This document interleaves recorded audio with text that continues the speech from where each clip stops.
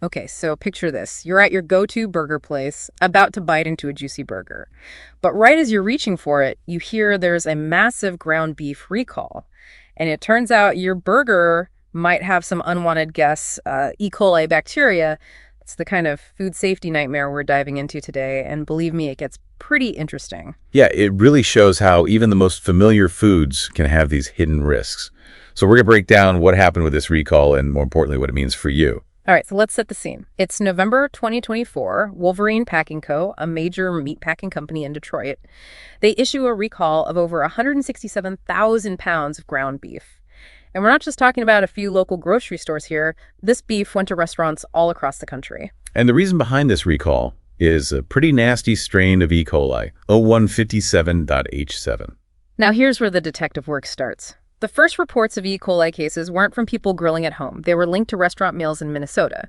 So the Minnesota Department of Agriculture got involved, and they traced the outbreak back to Wolverine Packing Co. Yeah, that's a great example of how public health officials are always working behind the scenes to keep our food supply safe. It's a complex process, but without them, these outbreaks could become much larger. It's pretty amazing how they can track these things back to the source. But back to the beef. The contaminated batches were all produced on October 22nd and had a use-by date of November 14th. I'm guessing you're giving us these dates for a reason. Absolutely. Okay. While the contaminated beef mainly went to restaurants, there's always a chance some of it could have ended up somewhere else, like in someone's home freezer if they took home leftovers. That's a good point. I'm definitely going to double-check my fridge after this. Yeah. So we've established that E. coli contamination is a serious problem. But I think it's time for a little E. coli 101. What exactly are we dealing with, and why is it so dangerous? Well, E. coli 0157, H7 is a type of bacteria that can live in your intestines and cause some pretty unpleasant symptoms, like stomach cramps, bloody diarrhea, and dehydration. For most healthy adults, it's a few rough days, but you usually recover within a week. However, for young children, the elderly, and people with weakened immune systems, E. coli can be a lot more serious. I've heard about something called hemolytic uremic syndrome, or HUS, which can happen after an E. coli infection. What exactly is that, and why is it so concerning? HUS is a rare but life-threatening complication. Basically, E. coli releases toxins that can damage small blood vessels, especially in the kidneys. This damage can lead to kidney failure, and then you would need dialysis or even a kidney transplant. Wow, I had no idea it could be that serious. That definitely puts things into perspective. So where does Wolverine Packing Co. fit into all of this? How are they responding to this outbreak? Well, they've been cooperating with the FSIS investigation, which is a good sign. They're also doing their own internal audits to figure out how the contamination happened and how to prevent it from happening again. That seems like the standard response. But is it enough? What are other companies doing to prevent E. coli outbreaks before they happen? Are there any new approaches out there that Wolverine Packing Co. should be looking at? That's a great question. Some companies are using new technologies like blockchain to track their products from farm to table. Imagine being able to scan a package of ground beef and immediately see its entire journey, including every single step of the processing and distribution process. Wait, that's a thing? That sounds like something out of a sci-fi movie. It's becoming more and more real. Blockchain could totally change food safety by creating this transparent and tamper-proof record of every stage in the supply chain. So if Wolverine Packing Co. had been using blockchain, would they have caught this contamination sooner? It's impossible to know for sure, but it definitely could have given them more insight into their supply chain and potentially helped them find the source of the contamination faster. This is fascinating. Okay, so we've got a major recall, a dangerous strain of E. coli, and a company trying to figure out what went wrong. But this Wolverine Packing Co. recall isn't an isolated event, right? Didn't we see a bunch of other E. coli outbreaks recently?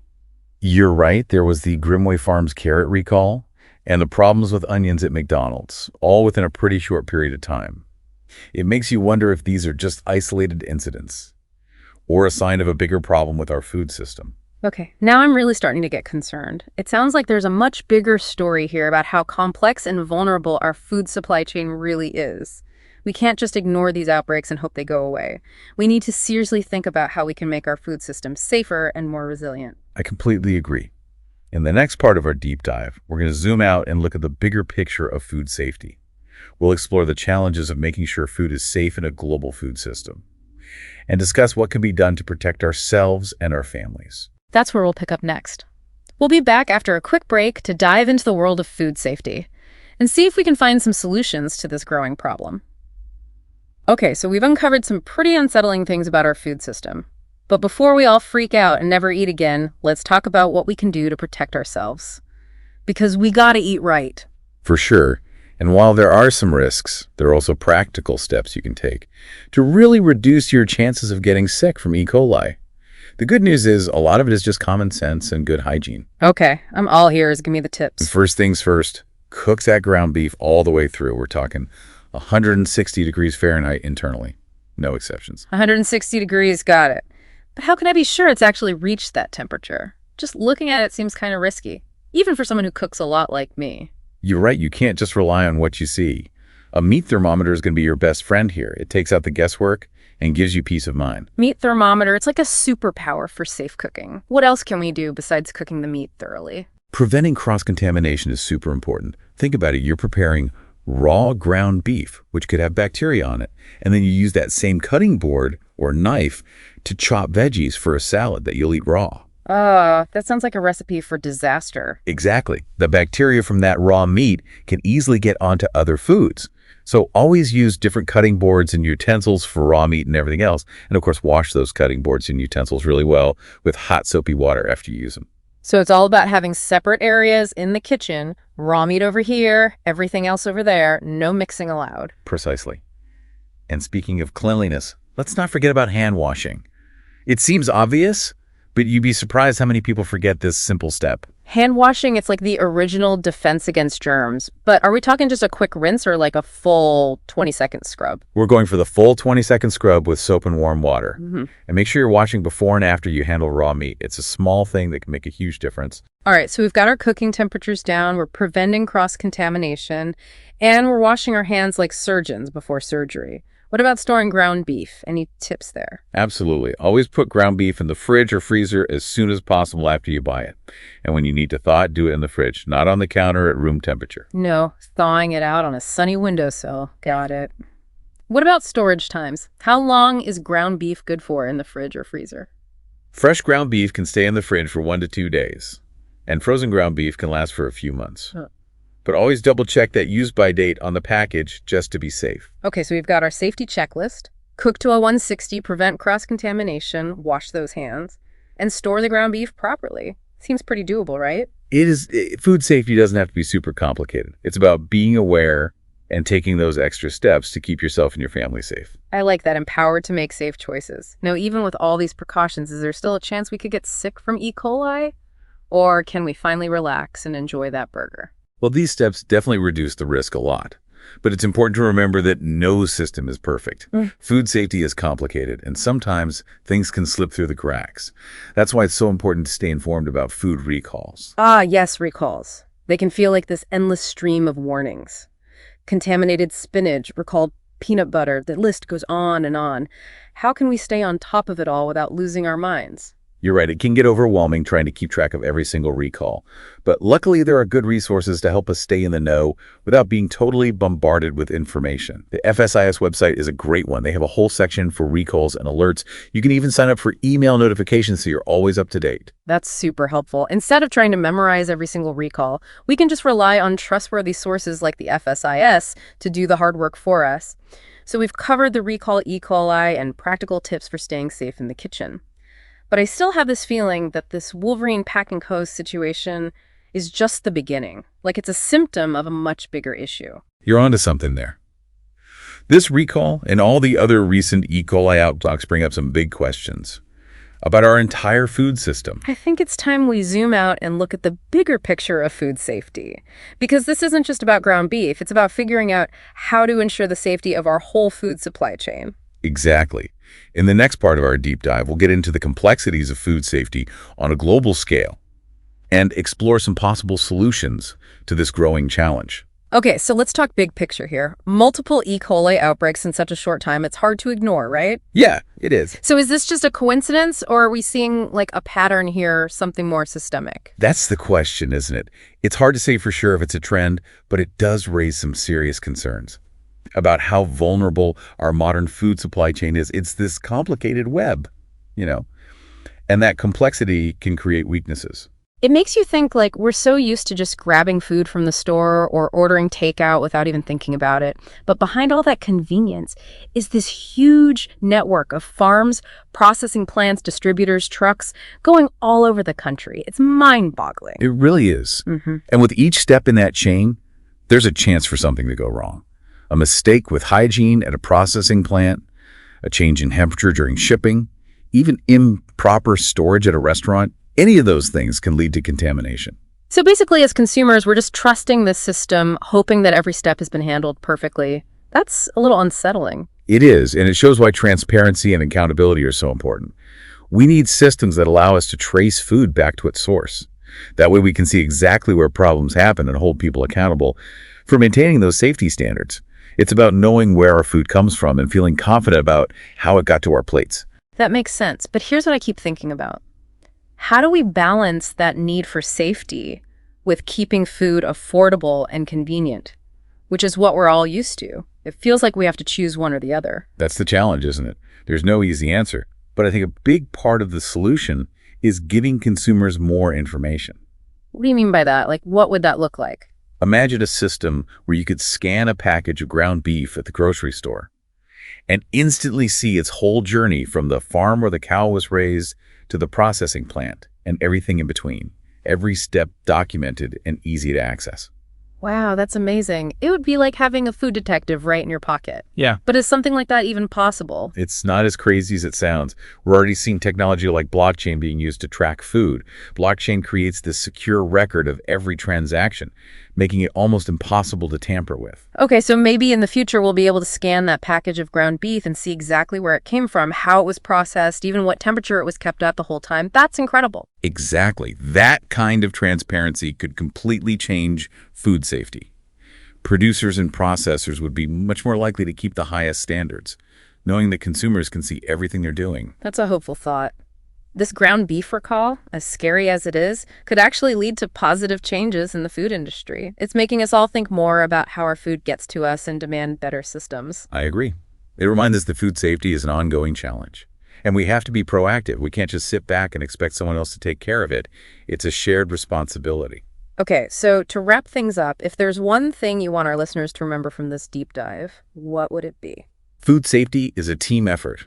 Producers, processors, regulators, consumers, we all have a part to play by staying informed, taking precautions in our own kitchens, and speaking up for more transparency. We can all work towards a safer and healthier food system for everyone. Well said. Food is such a fundamental part of our lives, something we all enjoy. It's definitely worth taking the time to understand how it gets to us and doing our part to keep it safe. So to our All right, let's jump right in, shall we? We're going deep on the Steelers-Browns rivalry today. And judging by the stack of articles you sent, you're definitely ready to go beyond the headlines. Oh, yeah, absolutely. This is one of those rivalries, where you can really feel the history. Yeah, I was just looking through your research here, and wow, you've got some great stuff. Two teams, so geographically close, steeped in tradition. And the fans, don't even get me started on the fans. They're as much a part of this rivalry as the players themselves. Speaking of fans, just imagine being in either Pittsburgh or Cleveland after, let's say, that 1957 championship game. Oh, man, that one was a classic, wasn't it? The Browns just demolished the Steelers 31-7. Yeah, talk about making a statement. I mean, that really set the tone for the early years of the rivalry, didn't it? Oh, absolutely. The Browns, they came into the NFL in 1950, and they were already a powerhouse, coming from a different league where they'd been dominating. Right. And the Steelers, well, they were still trying to find their footing. Exactly. And with Paul Brown at the helm and Otto Graham under center, the Browns were just unstoppable in those early days. It's almost like the Steelers became their favorite punching bag for a while there. Yeah, kind of like a David and Goliath situation, except Goliath just kept winning and winning. So we've got this imbalance early on. When do things start to shift? When do the Steelers start pushing back? Well, things get really interesting in the 1970s. That's when the Steelers really came into their own. Steel curtain era. Yeah. With Chuck Noll as their coach, they built a dynasty, winning 4 Super Bowls in just 6 years. Think about it.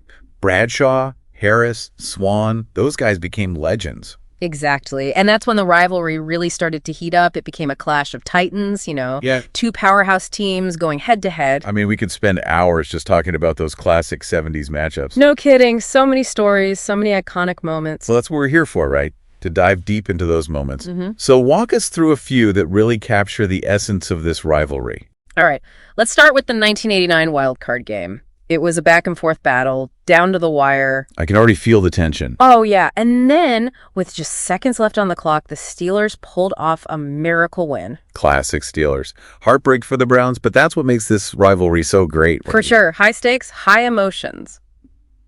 Now, fast forward to 2002, another wild card game. Oh, yeah, I remember this one. The Browns were looking good, had a decent lead going into the fourth quarter, right? Right. But then the Steelers, they just wouldn't quit. They mounted this incredible comeback and ended up winning 36-33. Talk about a gut punch for Browns fans. Oh, it was brutal. One of those games that stays with you, you know. Absolutely. Okay, so we've had last-minute wins, dramatic comebacks. Is there a moment that really captures the, how do I put it, the raw intensity of this rivalry? Well, you can't talk about raw intensity without mentioning the 2019 helmet incident. I mean, just look at these photos in your research. It was wild. Yeah, I was looking at those. Myles Garrett swinging a helmet at Mason Rudolph. I mean, that's something you don't see every day. Nope, that's definitely not in the rule book. It was one of those moments where everyone just stopped and thought, did that really just happen? It really exposed just how deep this rivalry runs. Absolutely. It's more than just a game to these teams and their fans. It's personal. Okay, so we've talked about the history, the turning points, the moments that define this rivalry. Yeah, we've covered a lot of ground.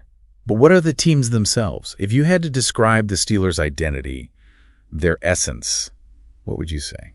Well, to me, the Steelers embody that blue-collar, hard-nosed work ethic. They're tough, they're resilient, they find ways to win. 6 Super Bowls, that's not an accident. Nope, it's a testament to their consistency, their commitment to excellence. They just keep coming back year after year. Exactly. And then you have the Browns, a team that's had a much different journey. Oh, yeah, for sure.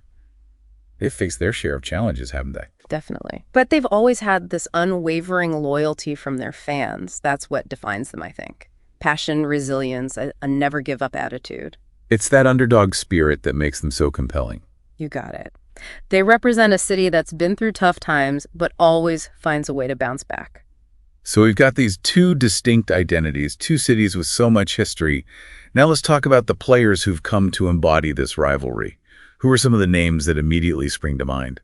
Well, when you think Steelers-Browns, you got to start with Ben Roethlisberger, right? Big Ben, the Steelers legend. He was the ultimate villain for Browns fans, a constant thorn in their side. I mean, his record against them was 25-3-1. Wow, that's dominance. He was a nightmare for them, but a hero in Pittsburgh? Exactly. And then on the Browns side, you can't forget about Jim Brown. Jim Brown, arguably the greatest running back of all time. Absolutely. He was a force of nature, and the Steelers were often on the receiving end of his brilliance. It's amazing to think about the talent that's been on display in this rivalry over the years. Yeah, and it's not just the legends, it's the current players, too. Right. Who else comes to mind for you? Well, for the Browns, there's Myles Garrett, one of the most dominant defensive players in the game today.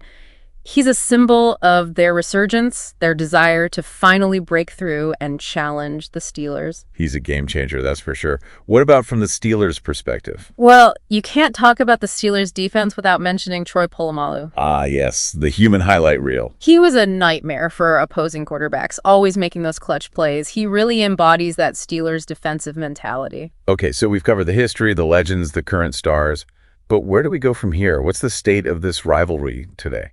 Well, things are getting interesting. The Browns, they're on the rise. They finally got a playoff win against the Steelers in 2020, and that's given them a taste of what's possible. That must have been a huge moment for Browns fans. Oh, yeah, you could feel the city erupt.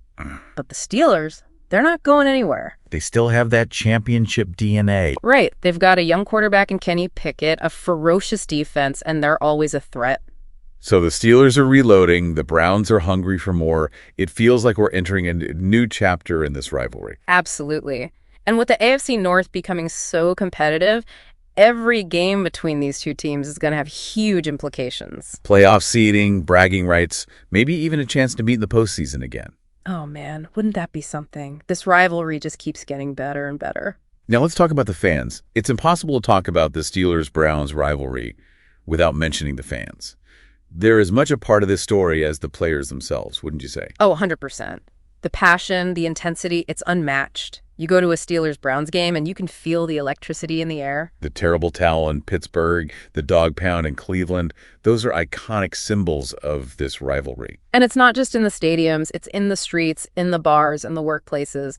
This rivalry seeps into every aspect of life in these two cities. It's like a family feud, but on a massive scale. Exactly. They're rivals, but there's also a deep respect, a shared understanding of what this rivalry means. They're connected by geography, by history, by a love for the game that transcends the wins and losses. Absolutely. It's a rivalry that's built on passion, tradition, and a sense of community that's hard to find anywhere else. So we've covered the history, the teams, the players, the fans. But what's the future hold for this epic rivalry? Well, that's the million-dollar question, isn't it? The Browns are looking to establish themselves as a consistent contender. They want to break free from the past and create a new legacy. Exactly. And the Steelers, they're entering a new era without Ben Roethlisberger. They're trying to prove that they can still compete at the highest level. So we've got the Browns hungry for success, the Steelers determined to maintain their dominance, and this incredible rivalry as the backdrop. It's a recipe for some epic battles in the years to come. Now, I want to shift gears a little bit and talk about something that goes beyond the X's and O's. We've talked about the past and the present, but what about the future of this rivalry? How do you see it evolving in the years to come? That's a great question. I think one of the most interesting things to watch is how the next generation of players and fans will shape this rivalry. You've got young stars like Kenny Pickett and Nick Chubb who are already making their mark. Exactly. And they'll be writing their own chapters in this storied rivalry. What legacy will they leave behind? What new traditions will emerge? It's exciting to think about the possibilities. And it's not just the players, it's the fans too. Oh, yeah, for sure. Social media has definitely amplified things. You see more trash talk, more instant reactions, but you also see this growing sense of community among fans from both sides. It's almost like they're united by their shared passion for this rivalry, even if they're rooting for different teams. Exactly. It's a unique dynamic, and it's something that makes this rivalry so compelling. It's constantly evolving, adapting to the times, but it's always grounded in that rich history. Absolutely. The Steelers-Browns rivalry, it's more than just a game. It's a story that continues to unfold, and we're all lucky enough to be witnessing it. Well said. We've covered a lot of ground today, but there's still so much to explore. This rivalry is so rich, so layered, it could keep us talking for hours. No doubt about it. And I think that's what makes it so fascinating. It's a story that keeps giving, full of surprises, heartbreaks, and triumphs. And as we continue our deep dive, I want you to keep those things in mind. Think about the history, the players, the moments that have shaped this rivalry. But also, think about the future. What will the next chapter hold? What new legends will be written into the Steelers-Browns saga? And most importantly, what role will you play in this ongoing story? You know, one of the things that really struck me was an article that talked about Steelers and Browns fans working side by side in those steel mills and factories. Oh, I bet. Can you imagine those Monday morning conversations after a game? Right. I mean, talk about adding fuel to the fire. But, you know, it's not always about animosity. Sometimes it's about respect. Yeah, acknowledging the other side's passion, even when you're rooting against them. Exactly. That's what makes a rivalry truly great, wouldn't you say? That underlying respect, that shared history. Absolutely. It goes beyond just the game itself. It's about community, shared experiences. Now, looking ahead, there are a few things that could really shake things up. The Browns, they've definitely made some big strides. But the question is, can they maintain that momentum? Right. Can they turn those big wins into consistent success? That's the challenge. One thing I found interesting in your notes was about the Browns' use of analytics. How do you think that's going to play out against the Steelers' more traditional approach? Oh, that's a great point. It's almost like a philosophical battle playing out on the field. The Browns, they're all about data, crunching the numbers. Well, the Steelers, they've always been more about that smash-mouth, blue-collar style. It's a classic clash of styles, and it'll be fascinating to see who comes out on top. And speaking of clashes, what about the Steelers' transition to a post-Roethlisberger era? How do you see that playing out? That's the big question mark, isn't it? Kenny Pickett, he's shown potential, but can he fill those shoes? Those are some big shoes to fill. Yeah. It's almost like a changing of the guard, not just for the Steelers, but for the rivalry itself. Yeah, it's a whole new dynamic. But let's not forget, the Steelers still have that legendary defense. How do you see that matching up against the Browns' offense with guys like Nick Chubb? Well, it's going to be strength against strength, that's for sure. The Steelers' defense, they're tough, they're disciplined. But Chubb, he's one of those explosive running backs in the league. No doubt about it. And then you've got Myles Garrett on the Browns' defense, a guy who can single-handedly disrupt an offense. So it's a classic battle of offense versus defense. And with so much on the line, every snap is going to be intense. You've got the Browns trying to prove themselves, the Steelers trying to maintain their legacy, and this intense rivalry as the backdrop. The AFC North is going to be a war zone, and these two teams are right at the center of it. Every game is going to have major playoff implications. Bragging rights, playoff seeding, maybe even a chance to meet in the postseason. It's going to be epic. I want to ask you a question that goes beyond the X's and O's. We've talked about the past and the present, but what about the future? How do you think the next generation of players and fans will shape this rivalry? Wow, that's a great question. We're already seeing young stars like Kenny Pickett and Nick Chubb leaving their mark. What kind of legacy will they build? Right, what new traditions will emerge? It's exciting to think about the possibilities. You know, one thing that really stood out to me in your research was how the fan culture is evolving. Oh yeah, that's a fascinating aspect. Social media, it's definitely changed the game. There's more trash talk, more instant reaction. But there's also a growing sense of community among fans from both sides. It's a bit of a paradox, isn't it?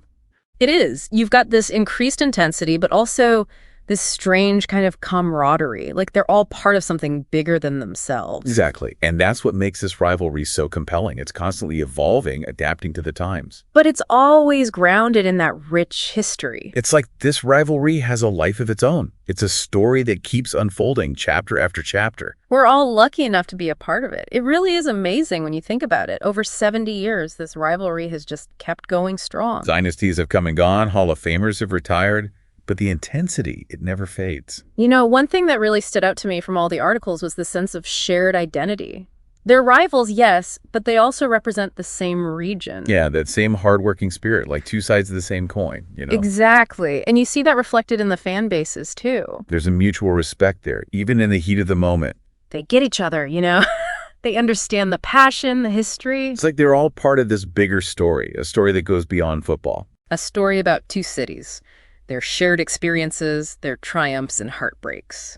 Well, we've reached the end of our deep dive into the Steelers-Browns rivalry, and I have to say, it's been a wild ride. It really is a rivalry that embodies everything that makes the NFL so great. The history, the passion, the larger-than-life personalities. It all comes together in this matchup. We've covered so much ground today, from the early days of Browns' dominance to the Steelers' dynasty era. From Jim Brown to Ben Roethlisberger, from iconic moments to the future of the rivalry. But as we wrap up, I want to bring it back to you, the listener. What stood out to you the most? Was there a particular story, a moment, or a player that really resonated? Maybe you have your own memories of this rivalry, tailgating with friends, celebrating victories, or even commiserating after a tough loss. Whatever your connection to this rivalry may be. I hope this deep dive has given you a deeper appreciation for its complexity. For the passion, for the enduring legacy. Because the Steelers-Browns rivalry, it's more than just football. It's a reflection of two cities, their shared history, their struggles, and their triumphs. It's a reminder that even in the fiercest rivalries, there's often a shared thread of respect, a love for the game that binds us all together. So the next time you watch a Steelers-Browns game, remember that you're witnessing more than just a game. You're witnessing a clash of titans, a battle for bragging rights, and a testament to the power of sports to bring people together. Thanks for joining us on this deep dive into the heart of the Steelers-Browns rivalry. Until next time, keep exploring, keep learning. And keep the passion for the game alive. All right, so welcome to the deep dive, everybody. Today, we're going to be diving into Chicago PD. I don't know about you, but I am just such a sucker for these gritty police procedurals. Yeah, they're definitely addictive. But Chicago PD, I feel like it brings something extra to the table, you know? There's this raw intensity, this willingness to really explore the moral dilemmas of police work, and it's not afraid to get a little messy. Right, exactly. And I think a big part of what sets it apart is how they use the city of Chicago. It's almost like a character in itself. Yeah, I was going to say that. You know, you're not just watching cops and robbers in some generic city. You're right there in the thick of it in Chicago. Right. With all its history and its complexities. Like, you can feel the weight of the city's social issues pressing down on these characters and their cases. It's almost palpable. Absolutely. It adds this whole other layer of depth and realism. You get a sense of the different neighborhoods, the different communities. The show's not afraid to tackle things like gang violence and corruption, issues that are really rooted in the fabric of the city. Exactly. Okay, but let's talk about the heart of the show, the intelligence unit. So for anyone who's not familiar with police lingo, this is basically a specialized team that focuses on like the really big stuff, organized crime, drug trafficking, major cases.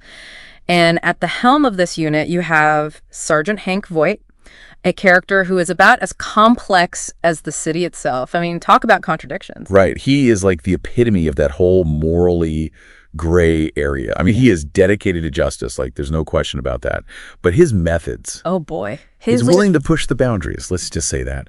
I mean, in one episode, and this is just one example, he actually plants evidence on a suspect to ensure a conviction. I mean, talk about crossing the line. Whoa, that is intense. I mean, that's got to create some serious tension within the unit. Oh, absolutely. And that's where you get characters like Detective Jay Holstead. Now, Holstead's a former Army Ranger, so he's got this strong moral compass. He's constantly bumping heads with Voight, arguing that their job is to uphold the law, not to become vigilantes. I mean, it's going to be tough, right? To work under someone like Voight and try to reconcile those two sides of the job. And then you've got Haley Upton, another strong personality on the team. Oh, yeah, Upton. She's a fascinating character. Initially, she's kind of drawn to Voight's effectiveness. He gets results. But as she spends more time in the unit, she starts to question the long-term consequences of his actions. She sees how his methods can sometimes do more harm than good. And then you've got the rest of the team, like Kim Burgess, Adam Rusek, and Kevin Atwater. And it's so interesting how each of them brings their own unique perspectives and experiences to the table, right? I mean, speaking of Atwater, I was really struck by how the show uses his character, being a Black officer, to really delve into the complexities of race and policing. Oh, for sure. His storyline offers a really powerful lens into the challenges that minority officers face, dealing with prejudice from both sides, having to navigate a system that's often stacked against them, and facing the distrust of the very communities they're trying to protect. Right. It's like he's caught in this constant push and pull. Exactly. And there's this one episode that really stands out where he goes undercover in a gang-ridden neighborhood. And the tension is just like so thick. You can just feel the weight of his situation, trying to balance his duty as an officer with his own personal identity and his understanding of the community he comes from. It's really powerful stuff. Yeah, it definitely gives you a lot to think about. And I think that's what makes Chicago PD so much more than just a cop show, Right. It really digs deeper. It's not afraid to tackle these difficult and uncomfortable topics. Exactly. And it really gets you thinking about the human impact of all this crime, Oh, totally. Right. Like, it's not just about catching the bad guys. It's about understanding the toll that it takes on everyone involved, the victims, the officers, and even the perpetrator sometimes. Right. And that's something that Chicago PD does really well. It explores that psychological impact. It shows how the trauma these characters experience both on and off the job can really mess them up. Yeah, for sure. Like, remember that episode with Haley Upton when she was struggling with PTSD after that undercover operation? Oh, yeah. That was a heavy one. It really showed how the writers aren't afraid to delve into those darker aspects of police work. The stuff that most shows kind of gloss over. Exactly. And it's not just Upton. You see it with other characters, too, like Kim Burgess. She's been through so much, and it's definitely left its mark on her. And you can't forget about the relationships between the characters, too. All that interpersonal drama adds another layer to the whole thing. Oh, totally. Like, you've got Burgess and Rusek. They're on again, off again thing. It's like a constant roller coaster. And then there's Halstead and Upton. Yeah. Their relationship is super complicated, especially with all the tension between Halstead and Voight. Right, because it's not just romantic. It's about loyalty and trust and how far you're willing to go for the people you care about. It definitely makes you think about where you would draw the line. If you were in their shoes, would you compromise your own ethics to protect someone you love?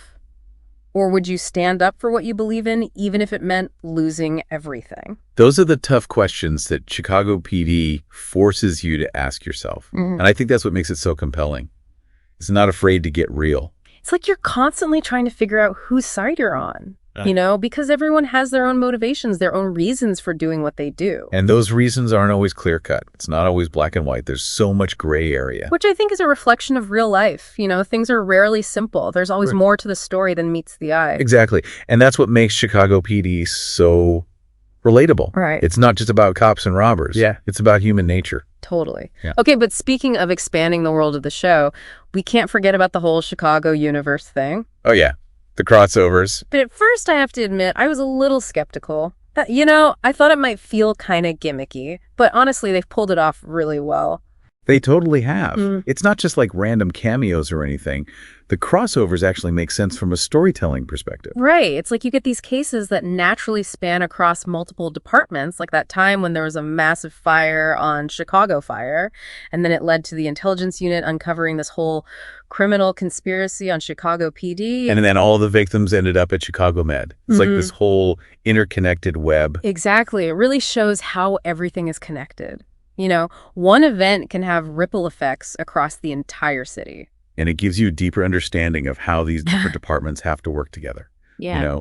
They don't always see eye to eye, but they have to find a way to collaborate to get the job done. And let's be real, it's just fun to see those characters interact, you know? It's like getting a bonus episode when you get those crossover moments. Totally. It adds a whole other layer to the viewing experience. So yeah, I think the crossovers are a brilliant move, and they definitely set Chicago PD apart from other police procedurals. For sure. But even beyond the crossovers, I think what really makes this show stand out is its willingness to challenge the audience. It doesn't shy away from the tough questions, the ethical dilemmas, the uncomfortable realities of law enforcement in a city like Chicago. Totally. It makes you think about things in a different way. It does. It's not just entertainment. Yeah. It's thought-provoking. It's engaging. It's a show that stays with you long after you've finished watching it. It really makes you question, is it all worth it? Are those compromises, those morally gray areas, ultimately doing more harm than good? Right. And I think that's a question that hangs over the entire show, It's like this constant tension between achieving justice and the methods used to get there. Totally. Remember that episode where Voight covers up one of his team's mistakes? Oh, yeah, that one was a doozy. And it ends up, spiraling out of control and leading to this huge gang war. Well, it's like a domino effect. Yeah. One bad decision leads to another, and before you know it, things have escalated to a whole other level. And it makes you think about accountability, right? Who's ultimately responsible for the consequences? Is it Voight for creating this culture where the ends justify the means? Or is it the individual officers who make those choices in the heat of the moment? It's a tough one for sure. And I think the show does a really good job of not giving us any easy answers. It leaves it up to the viewer to decide, where do you draw the line? What compromises are you willing to make? And I think that's what makes Chicago PD so compelling. It's not just about entertainment. It's about sparking a conversation, about making us think critically about the world around us. Absolutely. It's a show that really gets under your skin. It's not always easy to watch, but it's definitely hard to look away. And I think a big part of that is the characters. They're so well developed and so relatable. Yeah. You really feel like you know them, like you're right there with them going through all the ups and downs. And even though they're cops, they're still human. They make mistakes, they have flaws, they struggle with their own personal demons. Which makes them all the more interesting, right? Because they're not these perfect heroes. They're just trying to do their best at a really tough job. Exactly. And I think the show does a great job of showing the toll that this job takes on them, both physically and emotionally. Yeah. It's not all car chases and shootouts. Yeah. It's about the long hours, the paperwork, the emotional baggage that comes with dealing with crime and violence day in and day out. And then you add in the whole Chicago backdrop and it just amplifies everything. Oh, totally. The city is like a character in itself. It's gritty. Yeah. It's real. It's got this energy that you can't really find anywhere else. And the show really captures that. It's not just some generic city. It's Chicago. Yeah. With all its history and its complexities. So, yeah, I think it's safe to say that Chicago PD is much more than just another cop drama. It really is. It's a show that makes you think. It makes you feel. And it definitely leaves a lasting impression. So if you're looking for a show that's going to challenge you, entertain you, and maybe even keep you up at night, I highly recommend checking out Chicago PD. You won't regret it. And that's it for this deep dive into the world of Chicago PD. Thanks for listening. Until next time. All right, so we've got this Bengals and Giants game, right? And it's not just another game. Over 2 million Google searches. People were all over this one. Yeah, definitely not your average Sunday showdown. It felt like everyone was glued to their screens, and I'm thinking a lot of it, well, it had to be the fantasy football factor, right? Oh, absolutely. This game was a fantasy gold mine. You've got Burrow, you've got Chase, Barkley, Mixon. I mean, talk about a fantasy owner's dream team. And that LSU connection, Burrow and Chase, you can't talk about this game without mentioning that. It's like they were back on the bayou, making magic happen. That 50-yard touchdown, pure poetry in motion. Seriously, you could see that chemistry. Those two, it's like they've got this whole unspoken language on the field. Absolutely. But while those highlight plays get all the buzz, let's not forget about Burrow's overall performance. 330 yards, 3 touchdowns. The guy was a machine. The article even uses the word dissected to describe how he picked apart the Giants' defense, and I think that's spot on. Dissected. That's a good way to put it. He was like a surgeon out there, just picking them apart piece by piece. But even the best surgeons need a good support team, right? And that's where Joe Mixon comes in. You got it. Mixon might not have had the flashiest numbers, but 95 rushing yards. That's huge for keeping the defense honest. Yeah, exactly. You can't just focus on the air attack. You got to keep those linebackers guessing. It's all about balance. 100%. A balanced offense makes life so much easier for the quarterback, especially when you're facing a tough defense like the Giants. Speaking of the Giants, let's talk about Daniel Jones. Bit of a mixed bag for him, right? Some good moments, some head scratchers. It's funny, the article calls him a polarizing figure, and I think that sums it up perfectly. He had that 1 touchdown pass, which was nice, but then those 2 interceptions, especially that one in the red zone, ouch. Yeah, those red zone turnovers, those will kill you. You're so close, and then bam, momentum shifter. Exactly. And you just knew going into this game with Barkley Barkley in the backfield that the Giants were going to try to establish the run game. Barkley, he's usually good for a highlight reel play or 2 every game. Did the Bengals just completely shut him down? They did a pretty good job containing him. 57 rushing yards, that's not bad. Yeah. But it's definitely not Barkley at his best. Yeah, I bet some fantasy owners were sweating that one out. He's usually such a sure thing. So the Bengals defense, they really stepped up in this one, huh? Sounds like a good day for the Bengals, D. Who were some of those guys, really making plays out there? Well, Jesse Bates III, he was all over the field. 10 tackles, an interception. It was impressive. Wow, 10 tackles from a safety. That's getting it done. He was everywhere. And then you've got Logan Wilson right alongside him. 8 tackles, a sack. Talk about a defensive 1-2 punch. A 1-2 punch, I like that. Those two were everywhere. But hey, even in a loss, the Giants had some bright spots on defense too, right? I mean, you can't shut down a team like the Bengals without some fight. You're right about that. No easy wins in this league. The article pointed to Leonard Williams and Dexter Lawrence. Those guys were tough. Williams had 6 tackles and a sack. And Lawrence, man, he was a disruptive force. Remember that play in the second quarter where he just blew through the line and almost sacked Burrow? Oh, yeah. Burrow had to get rid of that ball quick. Pressure like that can really rattle a quarterback. No doubt. And in a game like this, where the offenses are putting up points like it's going out of style, you know what else becomes crucial? What's that? The kicking game. Ah, yes. You can't forget about the kickers, those unsung heroes sometimes. Exactly. And Evan McPherson for the Bengals. He was money. Perfect on field goals, even nailed one from 52 yards out. 52 yards? Those long ones always make me nervous. But seriously, in a tight game, those field goals, they're like gold. Absolutely. Each kick carries so much weight.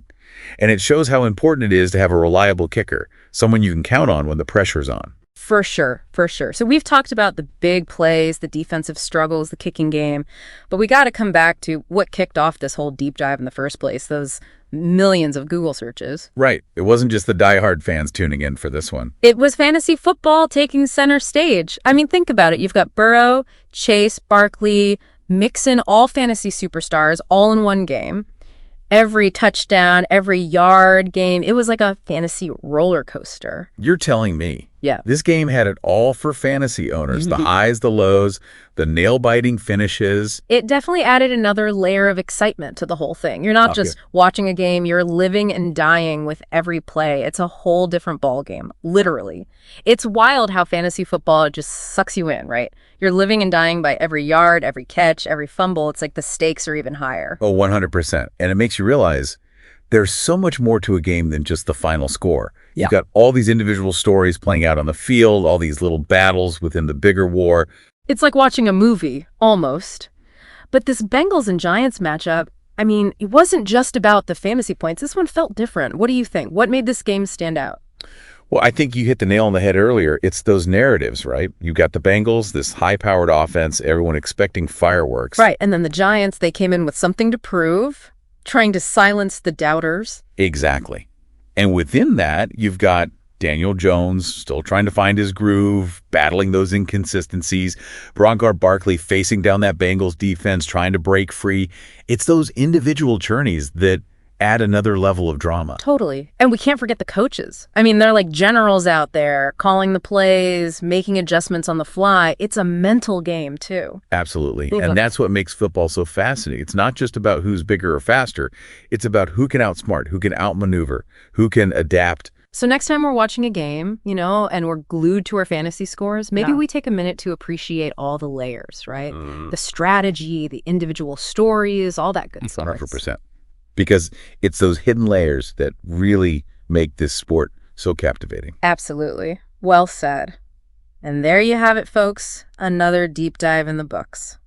Until next time, keep your eyes on the game. And remember, it's not always about the final score. It's about the stories unfolding on the field, the battles won and lost, and the moments that leave us speechless. You know that clock change we all deal with twice a year? Yeah. Well, today's deep dive is all about that, daylight saving time. Oh, fun. We're going to unpack the history. Okay. Look at the arguments for and against it, and even see what the future might hold for this whole time-bending practice. Sound good. It's fascinating, really. It is. How something as simple as changing the clock an hour can be so debated. Right. And even raise questions about, our whole relationship with time. Absolutely. So, to start, a bit of a history lesson. Okay.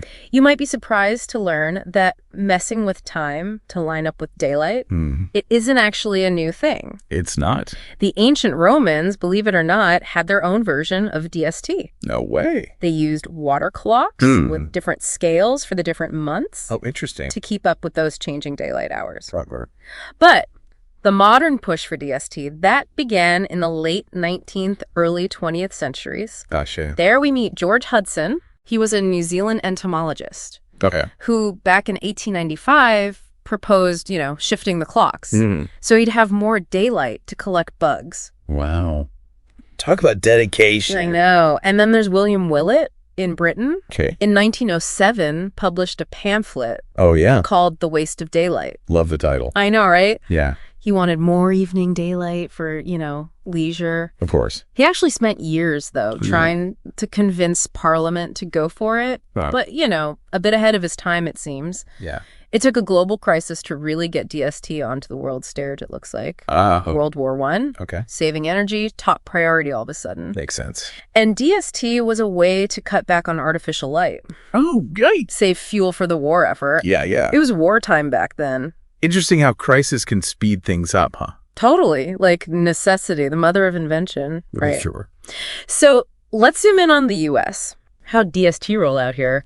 Not so smooth, huh? You can imagine a country where every town's got its own DST. Oh, my God. Or no DST at all. Ugh. Chaos for businesses. Yeah. For transportation. You can't even imagine. Try running a railroad like that. Nightmare. Totally. Missed connections, confusion everywhere. Yeah, exactly. That's why we got the Uniform Time Act of 1966. Okay. Standardize it across the country. Makes sense. Specific dates first, bringing forward, falling back. Okay, so order it last. Well, some states, they went their own way, opted out. Oh, right. Like Arizona, Hawaii. Yeah. And then 2005, the Energy Policy Act, that extended DST, didn't it? It did. Pushed the start to March and to November. So the big question. What's that? Is DST even a good idea? Yes. To answer that, Oh, we got to play judge and jury, weigh the evidence. let's head to court then. Okay, first up, All right.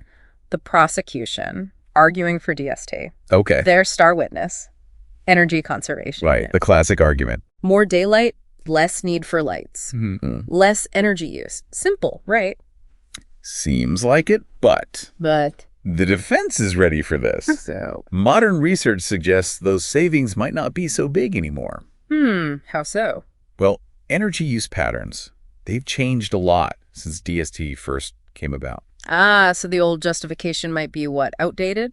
Could be. What else do DST fans say? Well, they argue that DST can boost the economy. Okay, how? More daylight in the evening. Think about it. Yeah. More time for shopping, dining out, all that outdoor fun. Makes sense. More money for businesses, Right. especially those in retail and tourism. Yeah. Some studies show retail sales jumped like 5% during DST. Wow, so more daylight, more fun, more spending. That's the idea. Okay, what about public safety? Yes. Any impact there? Proponents of DST often point to studies Okay. showing better visibility during the day. Mm-hmm. Could mean fewer traffic accidents. Okay, yeah. Plus, there's some evidence linking DST to lower crime rates, too. Really? Yeah. The idea is more daylight equals safer streets. Interesting. So potential economic benefits, maybe safer communities, Right. and of course the whole health and well-being angle. Right. DST supporters often say that extended daylight, it gets people outside, more active, Yeah. which is good for us, both physically and mentally, right? Absolutely. So the prosecution's made a pretty strong case for DST. They have. Highlighted, the potential benefits, economy, safety, our well-being. Yeah. But now it's the defense's turn. All right, what do they got? What are their arguments against DST? Their main point revolves around our biological clocks, Our what? our circadian rhythms, Okay. body's internal timekeepers, Right.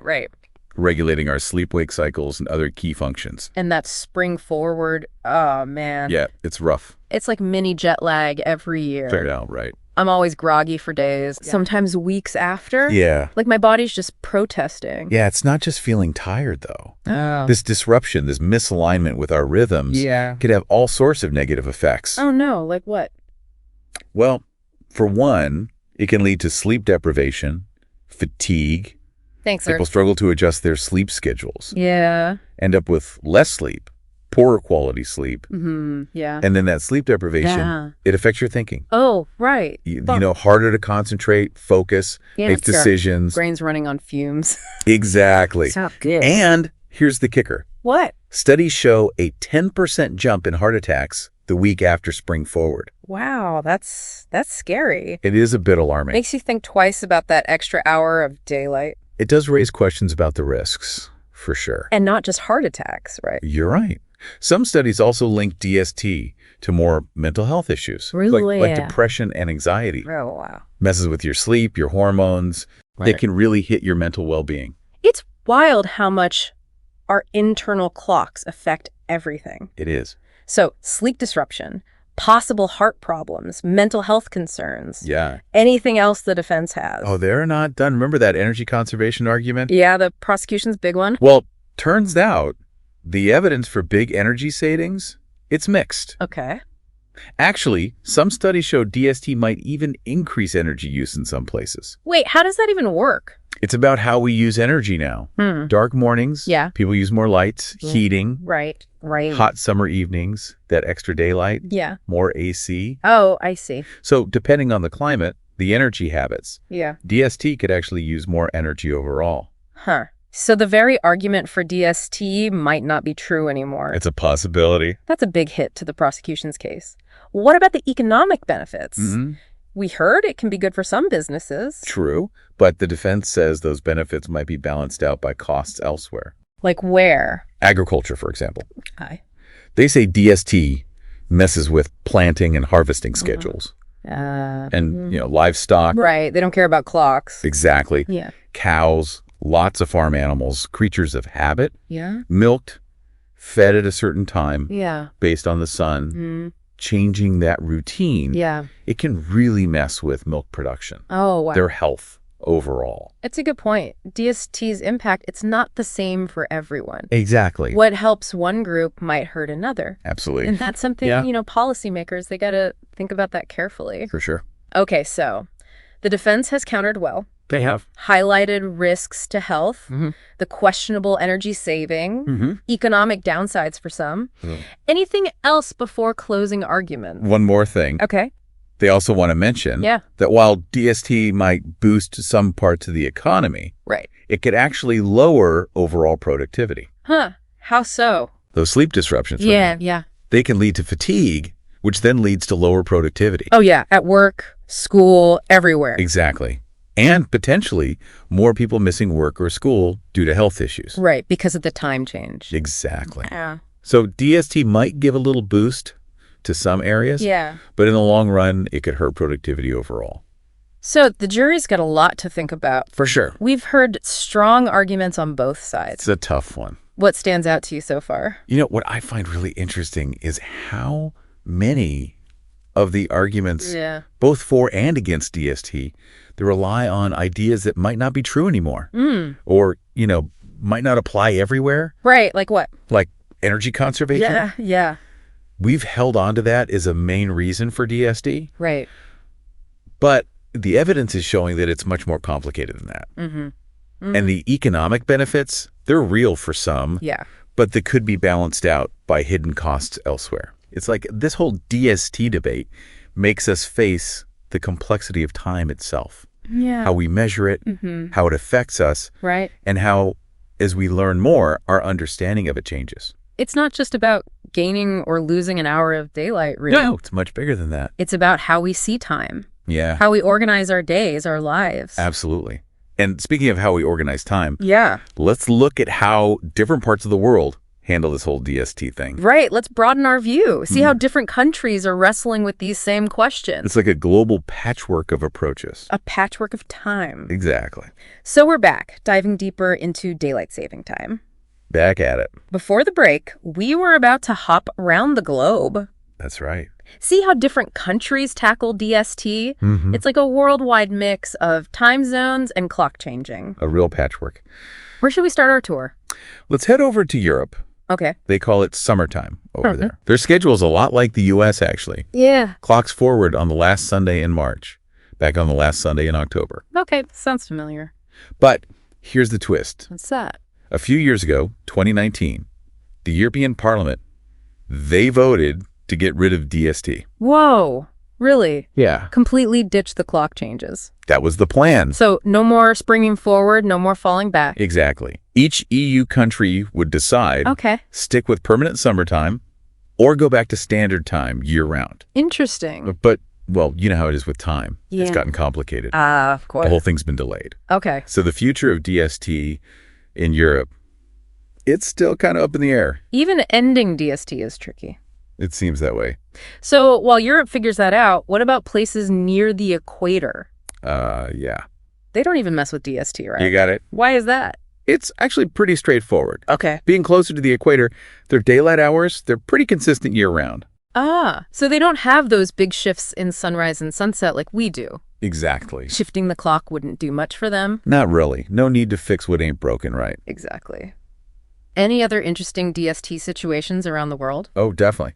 Australia's a good one. Okay. They've got time differences within the country. Wait, seriously? Yep. Some states use DST, others don't. Wow. That's gotta be confusing. Yeah, imagine scheduling a meeting across state lines. It's a logistical nightmare. It really highlights, how different places approach DST. It really does.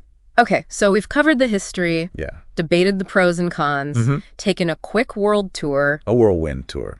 So what does this all mean for the future of DST? Good question. Will it fade away? Yeah. Or is it here to stay? That's the million-dollar question, right? It is. And as we've seen, there's no simple answer. No, not at all. The evidence for DST's benefits, it's not as clear as it used to be. We're learning more about those circadian rhythms, how important they are, the risks of messing with them, and that whole energy-saving argument. That's a sick one. It might not even hold true anymore. So are we heading toward a world without DST? It's definitely possible. Yeah. In the U.S., the debates really heated up. Okay. Remember back in 2022, the U.S. Senate, they passed the Sunshine Protection Act. Oh, right. Remind me what that was all about. It basically proposed making DST permanent across the U.S. Okay. No more switching back and forth, just year-round DST. So saying goodbye to standard time. That was the idea. Huh. But then it hit a snag in the House of Representatives. Oh, what happened? It's been stalled ever since. Not enough political will to get it through. Wow. It's amazing how something as simple as changing the clocks, Yeah, it can get so political. it really is. It shows you the power of tradition, the influence of different groups, Yeah. and just how hard it is to make changes, even when, there's evidence to back them up. Absolutely. And it's not just at the federal level, right? No. Some states have taken things into their own hands You're right. with the whole DST thing. Yeah, places like California, Washington, Florida, Okay. they've passed laws that would let them make DST permanent Huh. if federal law allows. Interesting. So they're ready if Congress gives the green light. Basically, yeah. So we could end up with some parts of the U.S. on DST all year, others on standard time. Could happen. Yeah. That's confusing, like a time zone puzzle. It would be. It really shows you this issue It's complex. Yeah, no easy answers. Not really. So what can we, the regular people living through this, what can we do? Well, I think the most important thing is to stay informed. Okay. Have these conversations, make our voices heard. Yeah. Look at the evidence, the impact on our health, the economy, our lives. Then, speak up for the time system we think is best. Whether that's sticking with the changes, getting rid of DST, or going permanent. It's a decision that affects us all. It really does. Through all this talk about DST, it's hit me. This goes beyond just springing forward or falling back. It does, doesn't it? It makes us think about our whole relationship with time. That's a great point. And that's actually where we're heading next. Really? We're going to shift gears from the practical stuff to the more philosophical. Okay, I'm intrigued. We're going to explore what this DST debate tells us about how we see time, how we try to control it, and what it means for the future of, how we keep time. Oh, wow, this is getting deep. Buckle up. All right, we're back. We are. Final part of our deep dive on daylight saving time. That's right. We've gone through the history, the arguments, different views around the world. Now, time to get a little philosophical. I like it. You said earlier that the DST debate, it shows something deeper about how we relate to time. It really does. So, tell me more. Well, think about it. This whole DST thing, Yeah. it makes us think about some really basic questions. Yeah. Like, how do we even understand time as humans? And how do we try to organize it? Right. For centuries, we lived by the sun, right? Yeah. Sunrise, sunset. That's what set the rhythm of everything. It's true. But then societies got more complex. Right. We needed more precise ways to measure time. So that's where time zones and clocks come in. Exactly. We had to sync up our activities, Yeah. coordinate across distances. Keep those trains running on time. Exactly. Yeah. But then here comes DST. Okay. This attempt to manipulate time Right. to get what we want. More daylight, save energy, boost the economy. It messes with our neat timekeeping system. It does. Yeah. It's this tension between our need to control and the fact that, time just keeps going. We can change our clocks, but we can't actually change time. Exactly. It just marches on. And the DST debate, Yeah. it brings those big questions to the forefront. Like what? Is time a fixed thing or is it more flexible? Should we follow the sun's natural rhythm? Yeah. Or should we even try to bend time to our will? It's amazing we started with changing the clocks. I know, right? Now we're talking about the very nature of time. That's what I love about these deep dives. So as we wrap up this DST exploration, Yeah. what's the main takeaway for our listeners? I want them to see that time isn't just about clocks and schedules. Right. It's this fundamental part of being human. It shapes how we experience things, Yeah. our health, everything. It really does. This DST debate, Yeah. it shows us that our relationship with time, it's complex, it's always changing. Okay. As we learn more about ourselves, about the world, Yeah. we got to be open to questioning what we think we know about time, Okay. rethinking how we do things, Yeah. and maybe even changing our timekeeping system so they actually work for us. I like that. It's about being aware, Yeah, mindful of how we experience time. totally. Maybe this deep dive got people thinking, made them more curious about time in their own lives That would be great. and what it all means. Yeah, who knows? Maybe someday we'll Yeah. look back at DST as this weird thing we tried, this attempt to control something we couldn't really control. It's a thought-provoking way to end our time journey. I think so. Thanks for joining us for this deep dive into daylight saving time. It's been fun. We hope you enjoyed it. Yeah, hope you learned something. We'll be back with another deep dive soon, Relax. uncovering more fascinating topics. Lots to explore out there. Until then, keep questioning, keep exploring, Yeah. and remember, time might fly, but knowledge lasts. That's the truth. You know that clock change we all deal with twice a year? Yeah. Well, today's deep dive is all about that, daylight saving time. Oh, fun. We're going to unpack the history, Okay. look at the arguments for and against it, and even see what the future might hold for this whole time-bending practice. Sound good. It's fascinating, really. It is. How something as simple as changing the clock an hour can be so debated. Right. And even raise questions about, our whole relationship with time. Absolutely. So, to start, Bit of a history lesson. Okay. You might be surprised to learn that messing with time to line up with daylight, it isn't actually a new thing. It's not. The ancient Romans, believe it or not, had their own version of DST. No way. They used water clocks with different scales for the different months Oh, interesting. to keep up with those changing daylight hours. Right. But the modern push for DST, that began in the late 19th, early 20th centuries. Gotcha. There we meet George Hudson. He was a New Zealand entomologist Okay. who, back in 1895, proposed, shifting the clocks. So he'd have more daylight to collect bugs. Wow. Talk about dedication. I know. And then there's William Willett in Britain. Okay. In 1907, published a pamphlet Oh, yeah. called The Waste of Daylight. Love the title. I know, right? Yeah, He wanted more evening daylight for, leisure. of course. He actually spent years, though, trying to convince Parliament to go for it. Wow. But, a bit ahead of his time, it seems. Yeah. It took a global crisis to really get DST onto the world stage, it looks like. World War I. Okay. Saving energy, top priority all of a sudden. Makes sense. And DST was a way to cut back on artificial light, Oh, great. save fuel for the war effort. Yeah. It was wartime back then. Interesting how crisis can speed things up, huh? Totally. Like necessity, the mother of invention. Right. Sure. So let's zoom in on the U.S. How'd DST roll out here?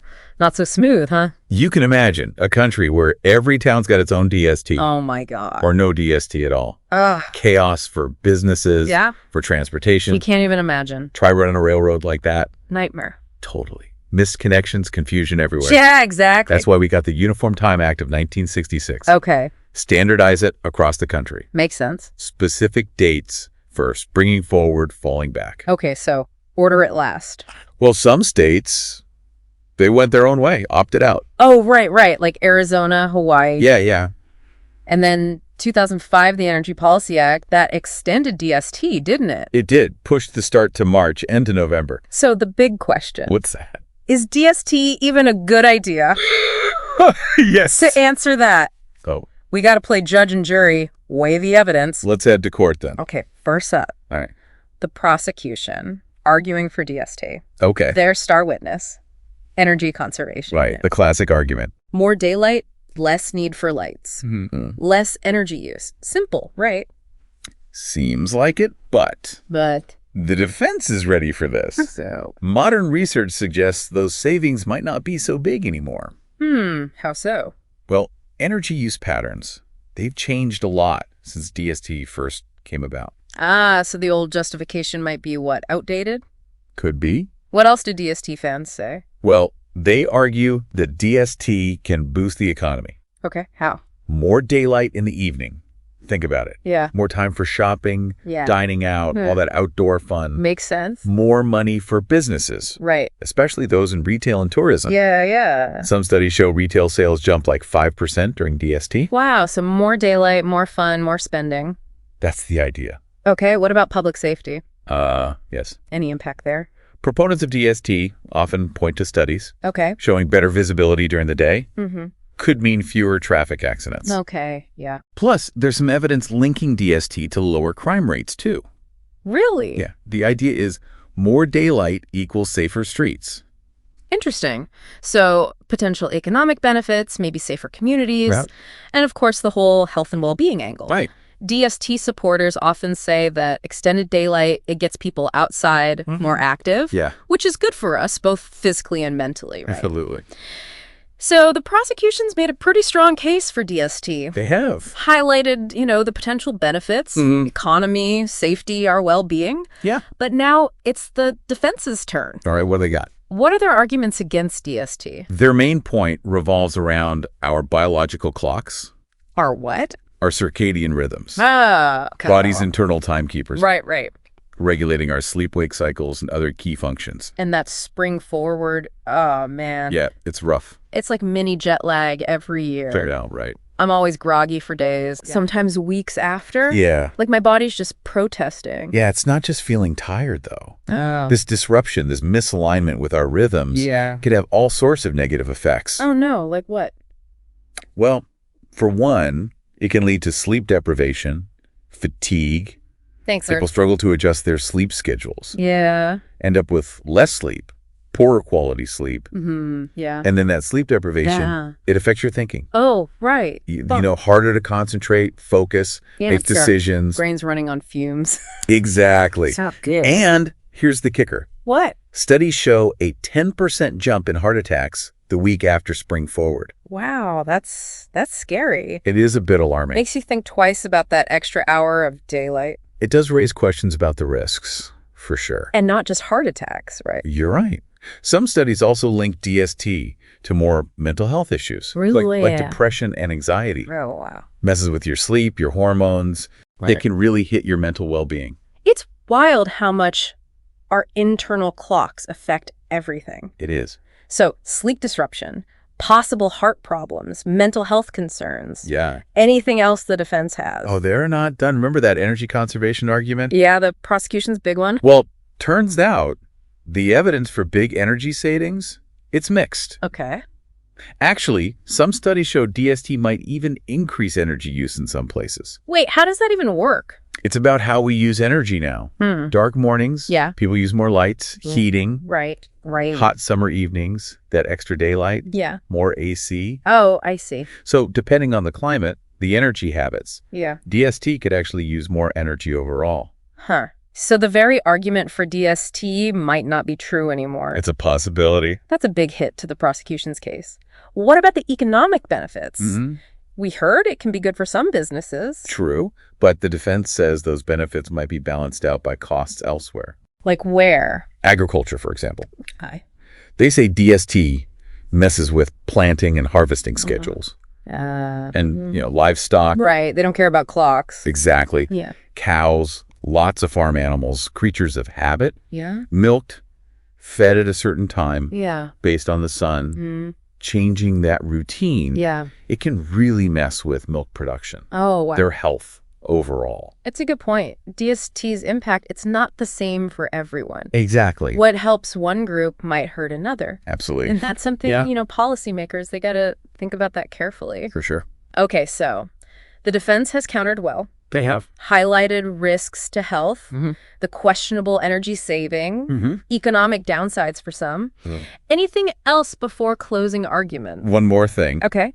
They also want to mention Yeah. that while DST might boost some parts of the economy, Right. it could actually lower overall productivity. Huh. How so? Those sleep disruptions, for Yeah, example, yeah. they can lead to fatigue, which then leads to lower productivity. Oh, yeah. At work, school, everywhere. Exactly.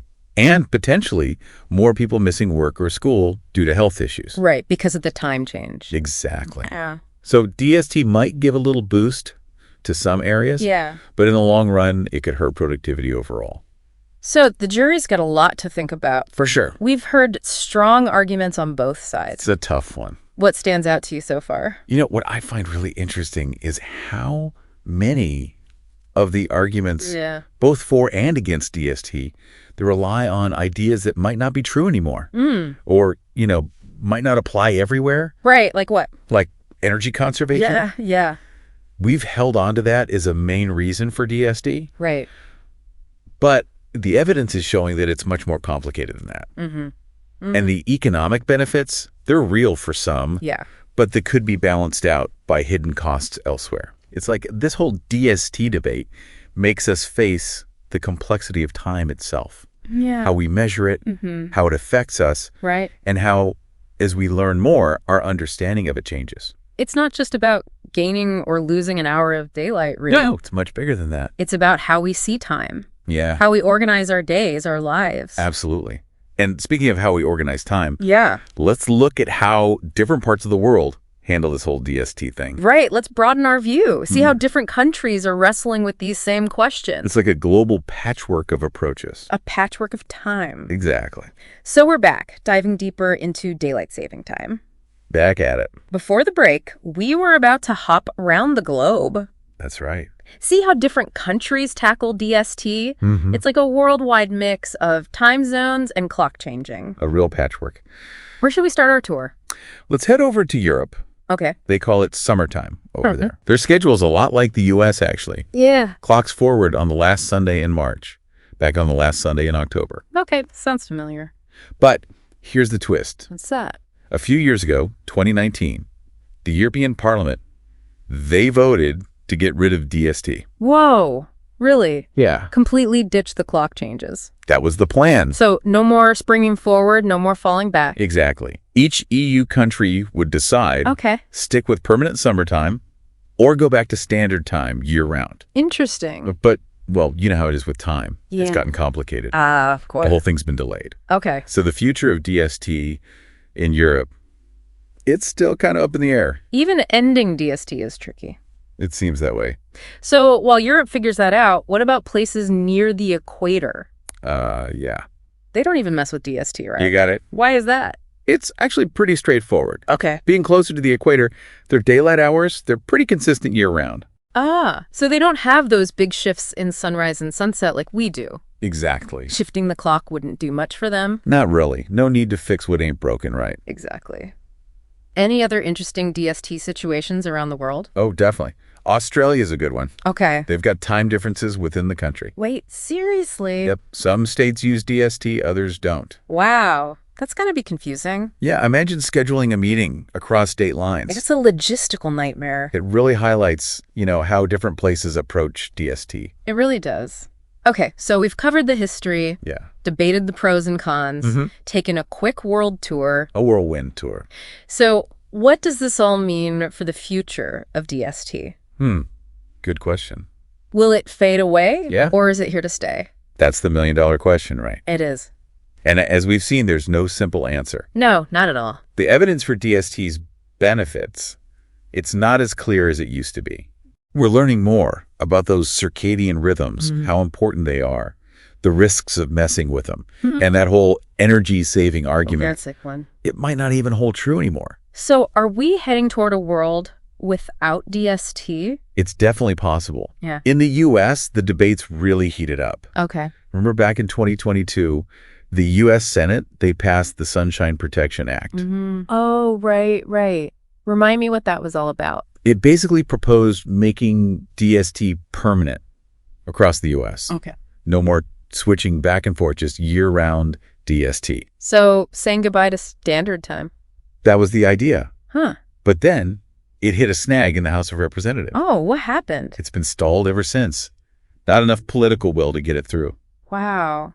It's amazing how something as simple as changing the clocks, Yeah, it can get so political. it really is. It shows you the power of tradition, the influence of different groups, Yeah. and just how hard it is to make changes, even when, there's evidence to back them up. Absolutely. And it's not just at the federal level, right? No. Some states have taken things into their own hands You're right. with the whole DST thing. Yeah, places like California, Washington, Florida, Okay. they've passed laws that would let them make DST permanent Huh. if federal law allows. Interesting. So they're ready if Congress gives the green light. Basically, yeah. So we could end up with some parts of the U.S. on DST all year, others on standard time. Could happen. Yeah. That's confusing, like a time zone puzzle. It would be. It really shows you this issue, it's complex. Yeah, no easy answers. Not really. So what can we, the regular people living through this, what can we do? Well, I think the most important thing is to stay informed. Okay.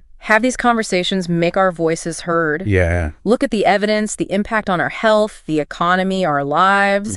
Then, speak up for the time system we think is best. Whether that's sticking with the changes, getting rid of DST, or going permanent. It's a decision that affects us all. It really does.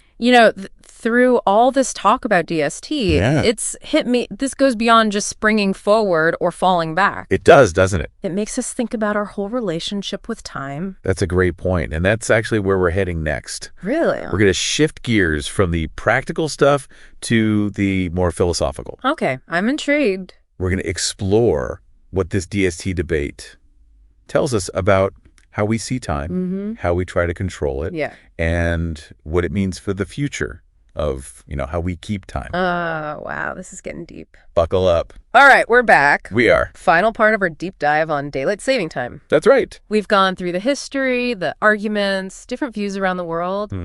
Now, time to get a little philosophical. I like it. You said earlier that the DST debate, it shows something deeper about how we relate to time. It really does. So, tell me more. Well, think about it. This whole DST thing, Yeah. it makes us think about some really basic questions. Yeah. Like, how do we even understand time as humans? Mm-hmm. And how do we try to organize it? Right. For centuries, we lived by the sun, right? Yeah. Sunrise, sunset. That's what set the rhythm of everything. It's true. But then societies got more complex. Right. We needed more precise ways to measure time. So that's where time zones and clocks come in. Exactly. We had to sync up our activities, Yeah. coordinate across distances. Keep those trains running on time. Exactly. Yeah. But then here comes DST. Okay. This attempt to manipulate time Right. to get what we want. More daylight, save energy, boost the economy. It messes with our neat timekeeping system. It does. Yeah. It's this tension between our need to control and the fact that, time just keeps going. We can change our clocks, but we can't actually change time. Exactly. It just marches on. And the DST debate, Yeah. it brings those big questions to the forefront. Like what? Is time a fixed thing or is it more flexible? Should we follow the sun's natural rhythm? Yeah. Or should we even try to bend time to our will? It's amazing we started with changing the clocks. I know, right? Now we're talking about the very nature of time. That's what I love about these deep dives. So as we wrap up this DST exploration, Yeah. what's the main takeaway for our listeners? I want them to see that time isn't just about clocks and schedules. Right. It's this fundamental part of being human. It shapes how we experience things, Yeah. our health, everything. It really does. This DST debate, Yeah. it shows us that our relationship with time, it's complex, it's always changing. Okay. As we learn more about ourselves, about the world, Yeah. we're going to be open to questioning what we think we know about time, Okay. rethinking how we do things. Yeah. And maybe even changing our timekeeping system so they actually work for us. I like that. It's about being aware, Yeah, mindful of how we experience time. totally. Maybe this deep dive got people thinking, Mm-hmm. made them more curious about time in their own lives That would be great. and what it all means. Yeah, who knows? Maybe someday we'll Yeah. look back at DST as this weird thing we tried, this attempt to control something we couldn't really control. It's a thought-provoking way to end our time journey. I think so. Thanks for joining us for this deep dive into daylight saving time. It's been fun. We hope you enjoyed it. Yeah, hope you learned something. We'll be back with another deep dive soon, Relax. uncovering more fascinating topics. Lots to explore out there. Until then, keep questioning, keep exploring, Yeah. and remember, time might fly, but knowledge lasts. That's the truth. All right, so you've probably heard about this one, Jake Paul versus Mike Tyson. Yeah. But we're going to take you beyond those headlines Absolutely. and really uncover what this fight means for the future of boxing. For sure. We're talking about a matchup that had everyone buzzing for months, Oh, yeah. leading up to November 15th, 2024. Huge. Picture this AT&T Stadium, Packed house. packed a YouTuber stepping into the ring with a boxing legend. It's crazy. Huge age gap, streamed live on Netflix. I mean, you couldn't make this stuff up. You couldn't. It really was a carefully orchestrated spectacle from the very beginning. Yeah. And the pre-fight hype was almost as big as the fight itself. It definitely felt that way. And remember, it was initially supposed to happen in July, Right. but got pushed back because Mike Tyson had an ulcer flare-up. Uh-huh. So you can imagine the tension building all those extra months. Oh, yeah. Everyone wondering, will it live up to the hype? Did it deliver on the spectacle? And was it even a legitimate fight? Right. What did each fighter bring to the table? To understand that, you have to look beyond the surface. Okay. You had Jake Paul at 27 years old representing this new wave of influencer boxers. Interesting. His whole career has been built on social media, attracting a younger audience, maybe less familiar with boxing. Makes sense. On the other side, you have Mike Tyson at 58, the old guard, Right. a massive name with a legendary past. Yeah, some critics questioned if this was even a legitimate fight, Tyson being so far past his prime. Right, but you can't deny that Jake Paul has been steadily improving with each fight. That's true. And while Tyson is obviously not the fighter he once was, he's still Mike Tyson.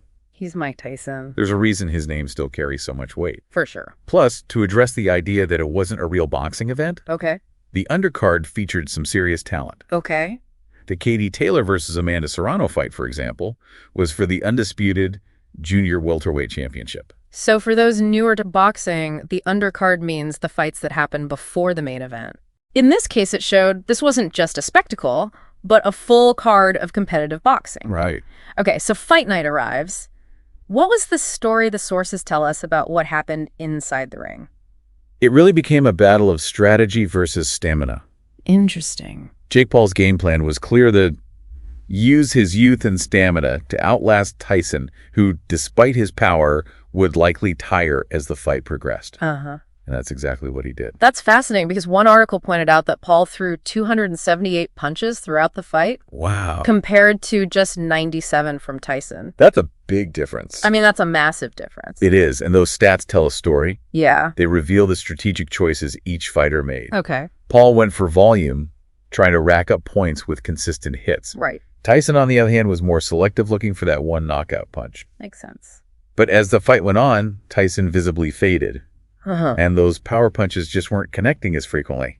So despite the age difference, it wasn't just a case of the young gun overwhelming the veteran with youthful energy. Right. There was a clear strategy at play. Exactly. And while some sources called the fight lackluster, I think that misses the nuance of what we saw. Okay. Given the age gap and their fighting styles, this type of tactical fight was to be expected. Okay, so now for the big question. Everyone's waiting for who won.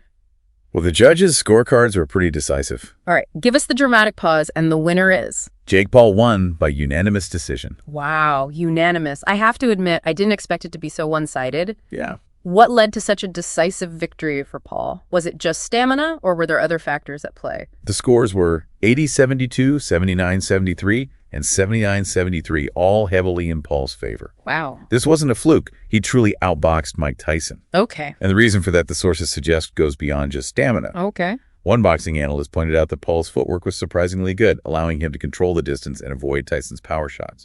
So it sounds like Paul really did his homework and came in with a solid game plan. He did, and you have to give him credit for that. He absolutely did, and I think that's where some of the mixed reactions came from. Yeah. Some people saw it as proof that Jake Paul is evolving as a boxer. Right. Others, maybe those more attached to Tyson's legacy, Yeah. focused on his decline, perhaps unable to accept that the aging legend could be outmatched by a younger, less experienced fighter.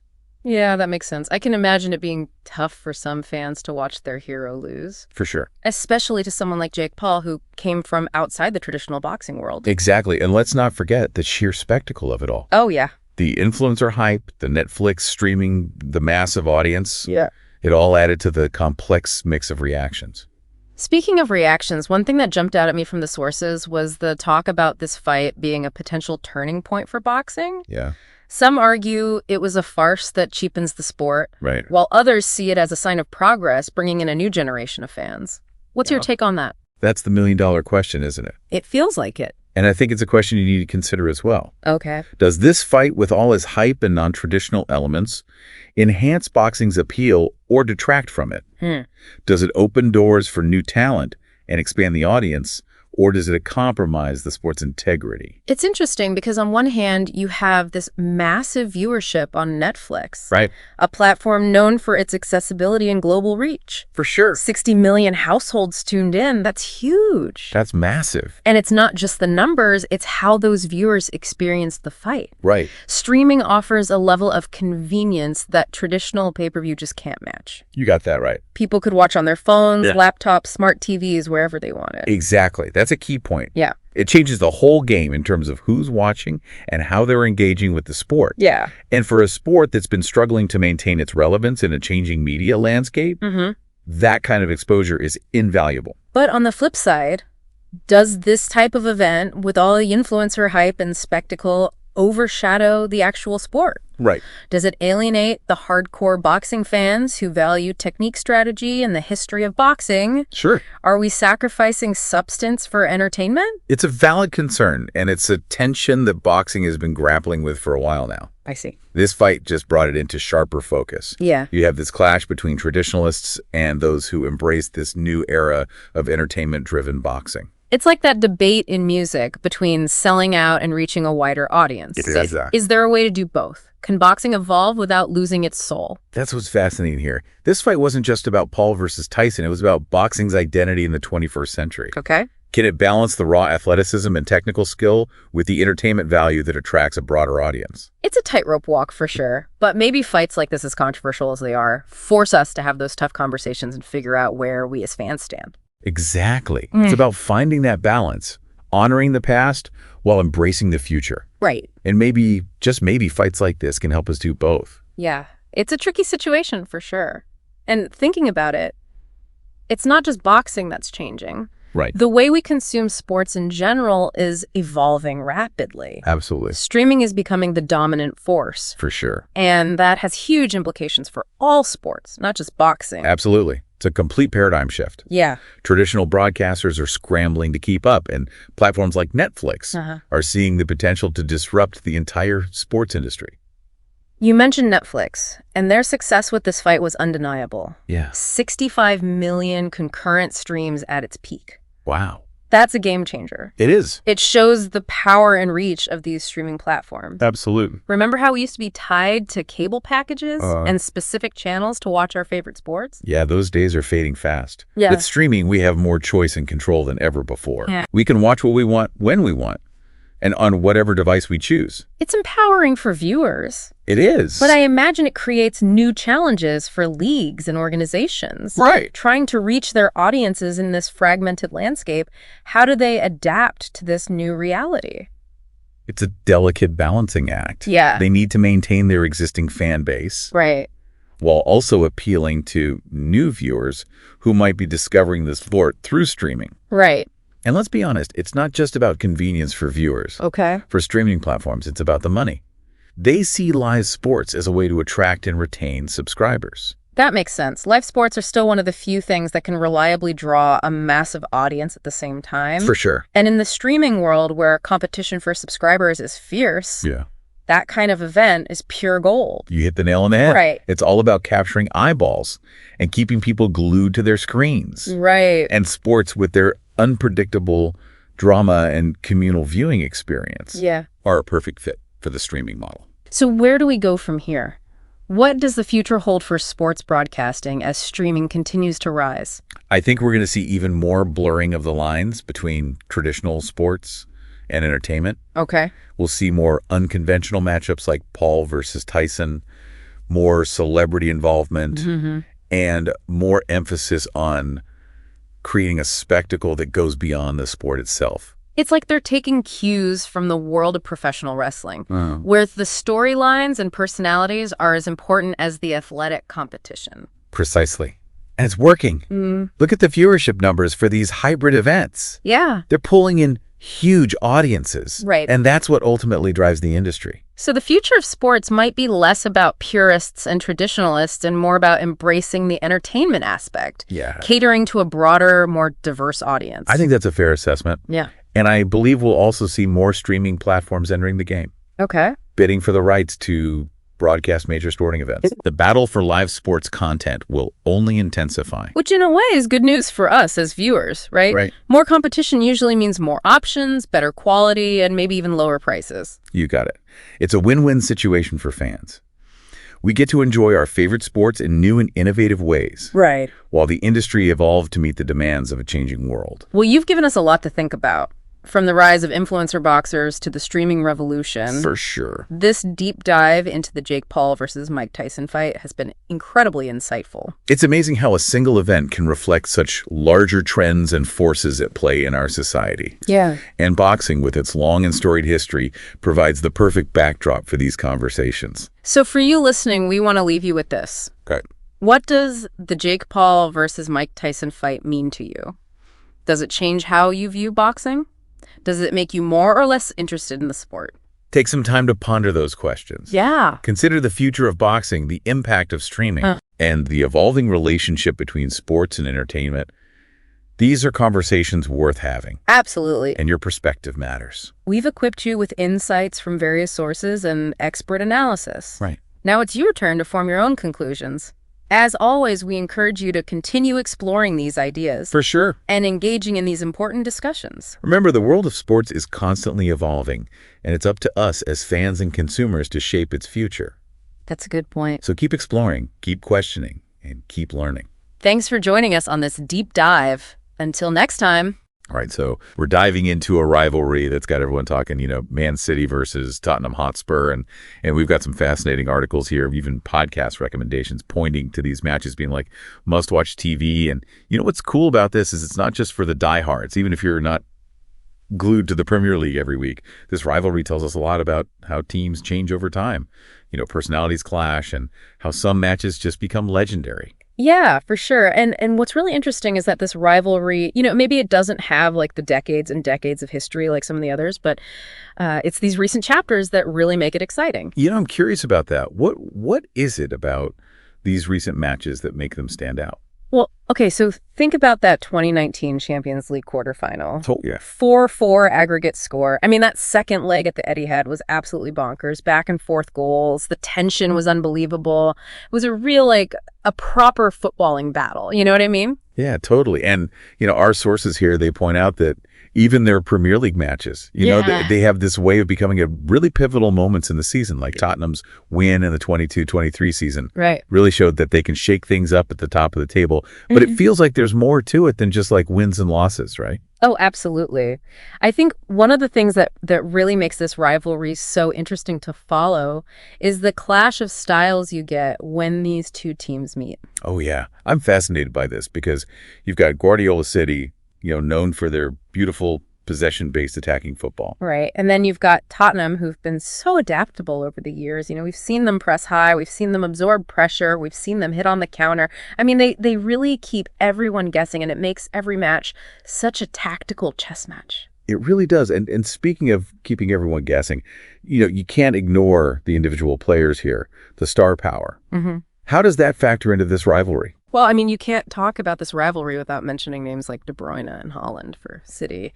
You've got Kane and Son for Tottenham, Oh, yeah. De Bruyne, I mean, his vision, his passing are just sublime. Haaland, he's a goal-scoring machine. And then Kane, he just seems to find another gear when he plays against City. It's interesting you say that about Kane because our sources, they really highlight how clinical he is against City. Why do you think that is? Is there something about City's defense that he's particularly good at exploiting? Yeah, that's a great question. And honestly, I think it's a combination of things. Kane, he's incredibly intelligent on the pitch. He reads the game so well. He's able to find those pockets of space between City's center backs and the midfield. But there's also this mental aspect to it. He seems to relish the challenge of playing against City, and he always seems to rise to the occasion. It's almost like he's got their number. Yeah. And speaking of things being a little bit shaken up, our sources also point out that, as of November 2024, we're in a very interesting period for this rivalry. Man City is in a bit of uncharted territory, a 4-match losing streak under Guardiola, including that Carabao Cup loss to Tottenham that's almost unheard of for a Guardiola side. Yeah, it's definitely a big deal, City. They're not used to losing, let alone losing like this. So it makes you wonder, is this just a blip or is this a sign of something bigger? Especially, with Tottenham's recent upturn in form under the new manager. I mean, do you think this could be the start of a power shift? It's so hard to say. I think it's still early, but it's certainly an intriguing possibility. Yeah. But regardless of who's on top, these matches, they always seem to be more than just your average league fixture. Oh, absolutely. These matches are events. Wow. The atmosphere is electric. The quality of football is top notch. The individual battles, it all creates a spectacle that goes beyond just 3 points. Right. So to recap, we've got a rivalry fueled by, these contrasting styles, star-studded lineups, and some pretty big question marks about what the future holds. I mean, It's a pretty compelling combination. It really is. And it leads us to a fascinating question, Is this the changing of the guard, or will we see City, kind of reassert their dominance? It's a question that's going to be answered on the pitch and one that's going to keep us all on the edge of our seats, I think. I think so, too. And the next time these two clash, I urge you to watch it with fresh eyes because you'll see it's about way more than just the final score. Yeah. Pay attention to the tactical battle that's unfolding, the individual matchups, the ebb and flow of the game. You might just find yourself caught up in the drama of it all. Oh, for sure.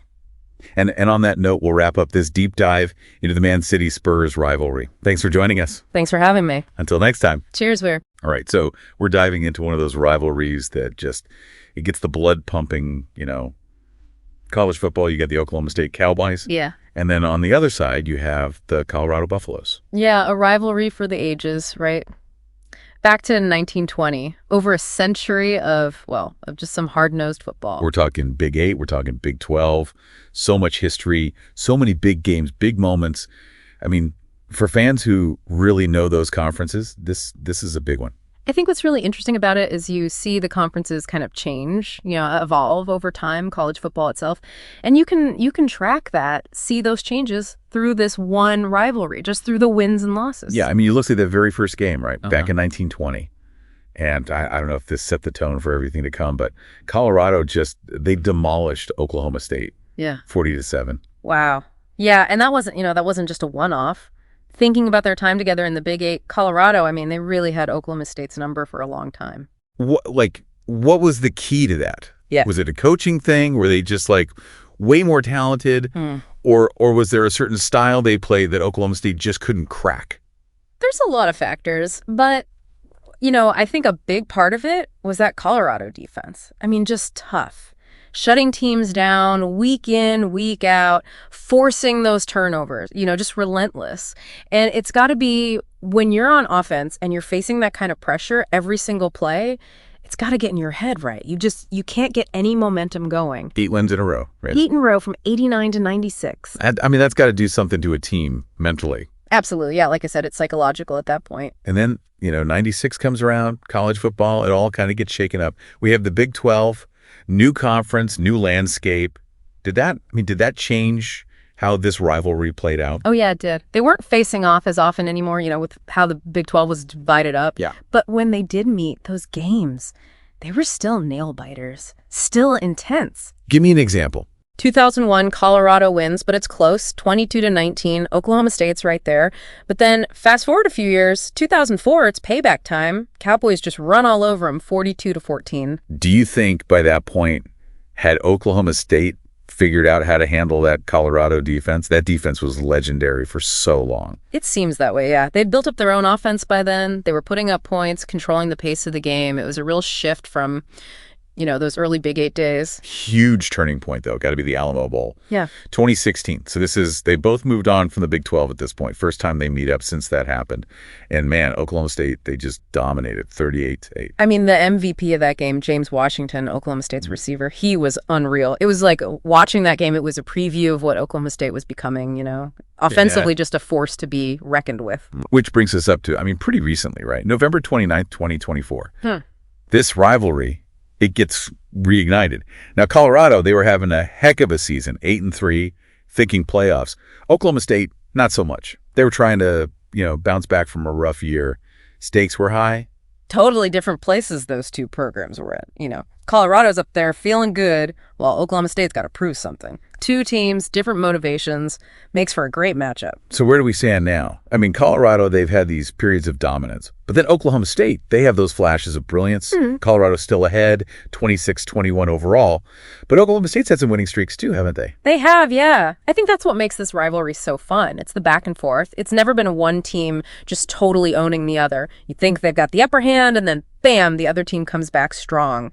Keeps those fans on the edge of their seats year after year for decades. It makes you wonder, what's next? Does Colorado get back on top? Or does Oklahoma State keep climbing? Guess we got to wait and see. That's what's great about these college football rivalries, right? Got to play the games. Makes you think bigger picture, too. How has college football itself changed these rivalries? Conferences shifting, offenses evolving, defenses changing. It's a lot to think about as we watch this rivalry play out and all the others. Absolutely. All right, well, that is our deep dive for today. Thanks for joining us. Thanks for having me. All right, so we're diving into something huge today. Oh, yeah. Jets and Bills. Absolutely. And this is huge. Over 2 million Google searches. Wow. About this rivalry. Yeah. And it makes sense after looking at this article. Yeah. This isn't just another game on the schedule. This is who is going to be top dog in the AFC East? You're right. The Patriots. Right. They were kings for so long. Yeah. And now for a long time. Wide open. And you see that changing to the guard. Yeah. Which is always fascinating in the NFL. And honestly, it feels like it all comes down to Rodgers versus Allen. Talk about a quarterback showdown for the ages. Yeah, two very different quarterbacks, two very different styles of play. Completely. You've got Rodgers with the experience, right? The accuracy. Your mind. He just sees the field in a way that... Yeah, he dissects defenses. Exactly. And then you've got Allen, who's like a human highlight reel. I mean, the arm strength, the way he This moves, is best. it's insane. The article actually breaks down some of their biggest plays. And I have to say, that touchdown pass Rodgers threw a couple weeks ago, Yeah. where he like threaded the needle between two defenders, it was unbelievable. You must never see a throw like that. I know. And then Allen will just like escape the pocket and launch a bomb Right. 50 yards downfield. And you're like, how does he even do that? Yeah, it's two completely different ways to win a football game.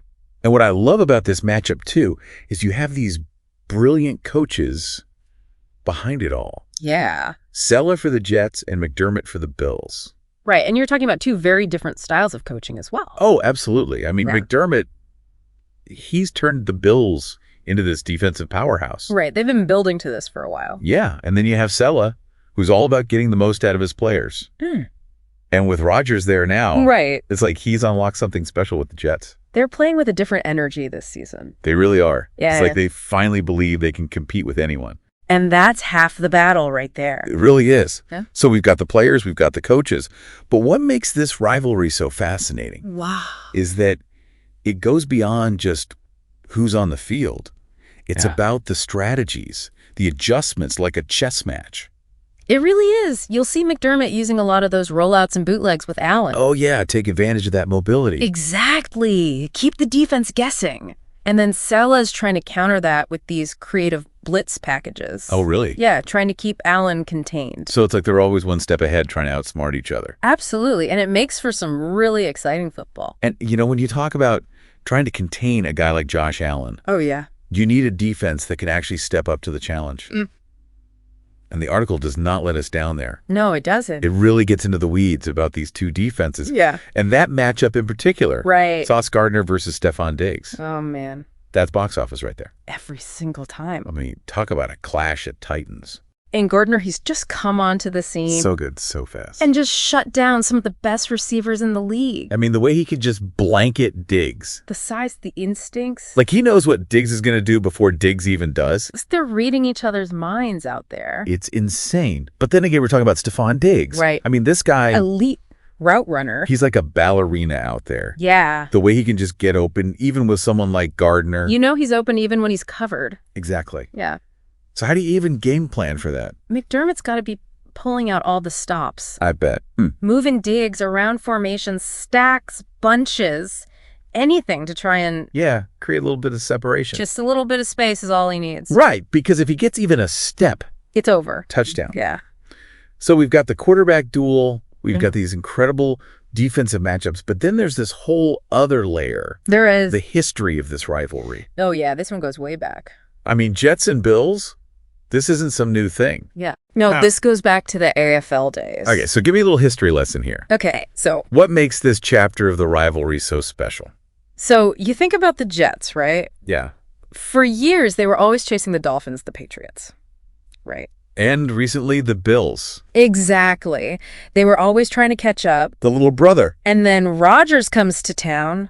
Boom. Changes It's everything. like a switch flipped. It really is. Yeah. Suddenly, the Jets are expecting to win. Not just compete. They're playing to win championships. And that belief, that's huge. You can feel it. It's like this underdog story coming to life. And you know, fans, they love that. Oh, absolutely. And then you add in the whole fantasy football angle. Oh, yeah. I mean, I'm in a league myself. Oh, really? And let me tell you, having guys like Rodgers, Allen, Diggs, Oh, your weekend can be made or broken. seriously, the trash talk in my group chat is next level when the Jets and Bills play. It's a whole different ball game. And I haven't even mentioned the betting. Oh, man. Fortunes are won and lost. I bet. These games are like must-see TV for anyone who put money down. Oh, absolutely. Every snap, every play matters. You know, it's funny. You've got the history, you've got the star power, the coaches, the fans, the fantasy football, the betting. It's everything. It's like this perfect storm of football excitement. And it's all culminating in this rivalry. This is why we watch. And, you know, it all comes down to this. Can the Jets keep this up? That's the big question. Can they really dethrone the Bills? Right. I mean, the Bills have been building towards this for years. And they have. They've got the experience, they've got the talent, they've got the coach. The whole package. They're the team to beat in the AFC East right now. And they know it. Oh, yeah, they're playing with that swagger. But the Jets are no joke this year. No, they're legit. Rodgers coming in. Completely changed the energy. It's like night and day. And that's what I'm saying. Like, they believe they can win now.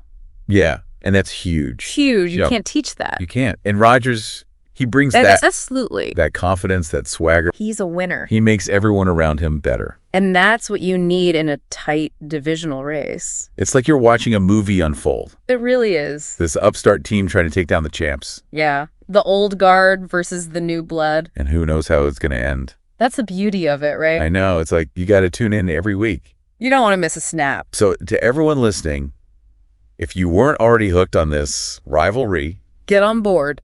This is must-see TV. This is it. Jets, Bills. Yeah. This is for all the marbles. AFC East supremacy is on the line. And we'll be here to break it all down for you. Every step of the way. Thanks for joining us for this deep dive. Absolutely. We'll catch you next time. All right, so we're diving into a game with some serious playoff implications. Oh, yeah. Steelers versus Bengals, Week 13. Mm-hmm. Now, both teams came in needing a win, but the Bengals had a big obstacle to overcome. No Joe Burrow. Huge. Huge. I mean, you take a team's starting quarterback out of the equation, especially a quarterback of Burrow's caliber, it's an uphill battle. It's like trying to sail a ship with a hole in it, you know? Exactly. You're trying to bail water and navigate at the same time. So let's unpack this. First, the Steelers' offense. I mean, talk about a transformation. Right. Before this game, they were pretty one-dimensional. Kenny Pickett was throwing the ball 40, 50 times a game, and it wasn't working. Yeah, they were predictable. And that's exactly what their new offensive coordinator changed. Yeah, they brought in this run-first mentality, and suddenly Najee Harris is a factor again. It was practically invisible in the first part of the season. You know, right? It's like they forgot they had this super talented running back. And it wasn't just Harris. George Pickens, too. He finally got the opportunities to make those big plays downfield. Pickens is a beast. Give him some space, and he'll burn any defender. But he needs a quarterback who has time to throw. And that's where the balanced attack comes in. 100%. It keeps defenses honest. They can't just focus on rushing the passer or stacking the box against the run. Now, let's talk about the Bengals. How did they try to adapt without Burrow? I mean, obviously you can't replace a guy like that overnight. No, you can't. But they did have Jamar Chase, and boy, did he put on a show. He was making catches I didn't even think were physically possible. He's just a different breed, you know? That guy can turn a 5-yard slant into a 60-yard touchdown. But it felt like he was carrying the entire offense on his shoulders. He pretty much was. They had Jake Browning in at quarterback. Who, let's be honest, is not Joe Burrow. Not even close. So what could they have done differently, strategically, to give Browning more support? Well, they definitely could have simplified the playbook. More short passes, more screens, anything to get the ball out of Browning's hands quickly and into the hands of their playmakers. Make it easier for him to manage the game. Exactly. Don't ask him to do too much. They also could have tried to control the clock more, keep their defense off the field. Because that Steelers defense, Babe. They were terrifying. Oh, man. TJ Watt and Alex Highsmith were like sharks in a feeding frenzy. They were all over Browning. Those two were the difference makers in this game. Absolutely. Watt was unblockable. He was in the backfield on almost every play, disrupting everything. And then you've got Highsmith on the other side, equally relentless. They just overwhelmed the Bengals' offensive line. Like the Bengals' offense hit a steel curtain. Yeah, that's a good one. But you're right. It was that Steelers defense that won them this game. And we can't forget about special teams. Oh, yeah, absolutely. Special teams are so often overlooked, but they played a huge role in this one. The Steelers' punter was pinning the Bengals deep in their own territory all night long. Which made it that much harder for them to even get into scoring position. Exactly. Every drive was an uphill battle for them. So the Steelers get the win, inching them closer to that playoff spot. But for the Bengals, this loss raises a big question. Yeah, can they make a run without Burrow? It's going to be tough. They need to figure out their offense and fast. Otherwise, this could be the beginning of a pretty rough stretch for them. Absolutely. This game was really fascinating, I think. Yeah. Not just because of the outcome, but because it felt like we were watching a changing of the guard in the AFC North. You know, you're right. We saw the Steelers reinvent themselves on offense. The Bengals struggled to adapt without their leader, and that Steelers defense just dominating. I think this game says a lot about the future of this division. It does. It raises so many questions. Can the Steelers keep this momentum going with their new offensive approach? Can the Bengals find a way to stay competitive without Burrow? And how will the rest of the division respond to these shifts in power. This is just the beginning, and I can't wait to see how it all unfolds. Mine either. So much is up in the air, and that's what makes it so exciting. This is going to be a wild ride. Buckle up. That's it for this deep dive. Thanks for listening. We'll catch you next time. See you then. Ever heard of those people who just seem to do it all?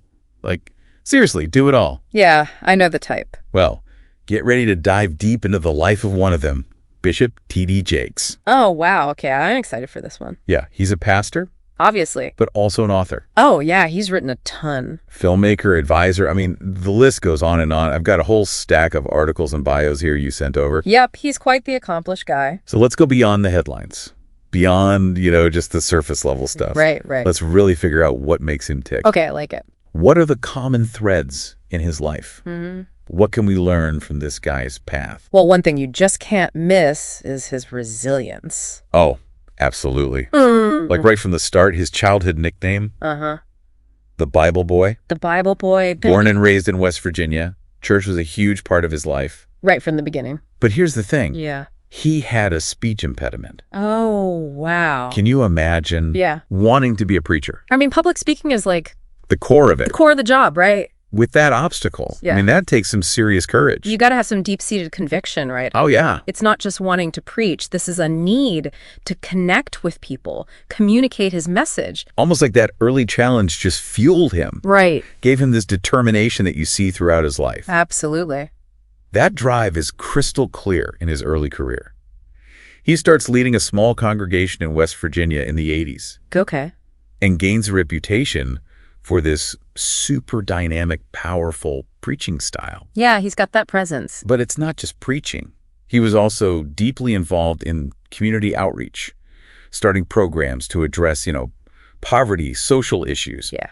all that. That's such a key part of his story. It's like his ministry wasn't just confined to the pulpit. He knew you had to meet people where they were at, Yeah. address those practical needs as well as the spiritual ones. And that really resonated with people. The holistic approach. Exactly. And it totally sets the stage for what came next. 1996, big move to Dallas. Oh, yeah, the Potter's House. He founds the Potter's House. Now, this isn't just any church. This Yeah. is a mega church. It attracts over 30,000 members. That's a lot of people. What were the key ingredients? I mean, what led to that incredible growth? His preaching's obviously a huge part of it, right? Yeah. Jakes can just weave together scripture, personal stories, social commentary, and it's captivating. Yeah, he makes you think. He makes you feel. But he also gets the power of media.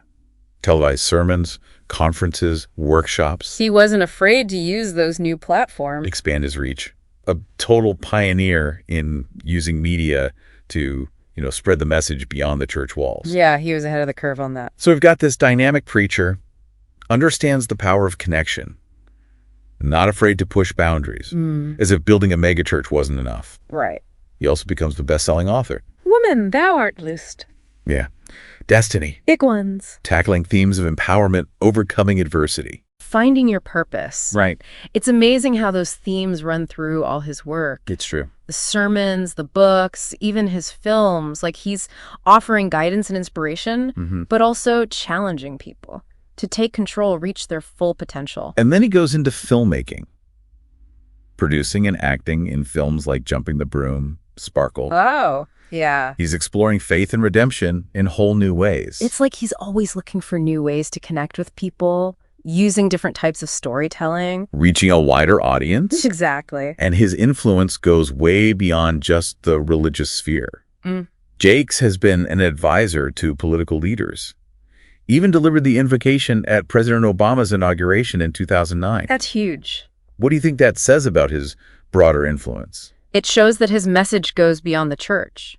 It resonates with people from all walks of life. He's engaging in those big societal conversations. Yeah, he's not shying away from the tough stuff. Offering a perspective that's rooted in faith, but applies to so many issues. Absolutely. And you can tell his impact is deeply felt, like by his community, and way beyond that. Oh, for sure. Remember that health incident he had recently during a sermon? Yeah, I remember that. The outpouring of support and prayers, it was incredible. Yeah, that was really something. Shows the genuine connection he's built. So we've seen him as this preacher, building a megachurch, best-selling author, filmmaker, advisor, navigating both the religious and secular worlds. It's really impressive.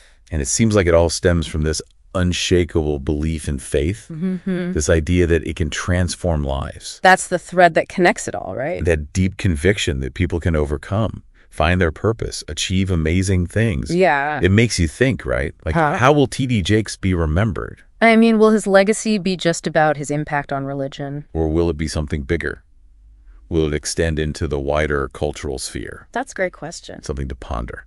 I'm going to be thinking about that one. I know I will. Thanks for bringing it up. Until next time. Okay. See you then. Bye. All right, so we're diving deep into one of the SEC's hottest rivalries today. Oh, yeah. Texas A&M, the Aggies, going up against the Auburn Tigers. It's one you don't want to miss. Now, this isn't some ancient, decades-old thing. Yeah.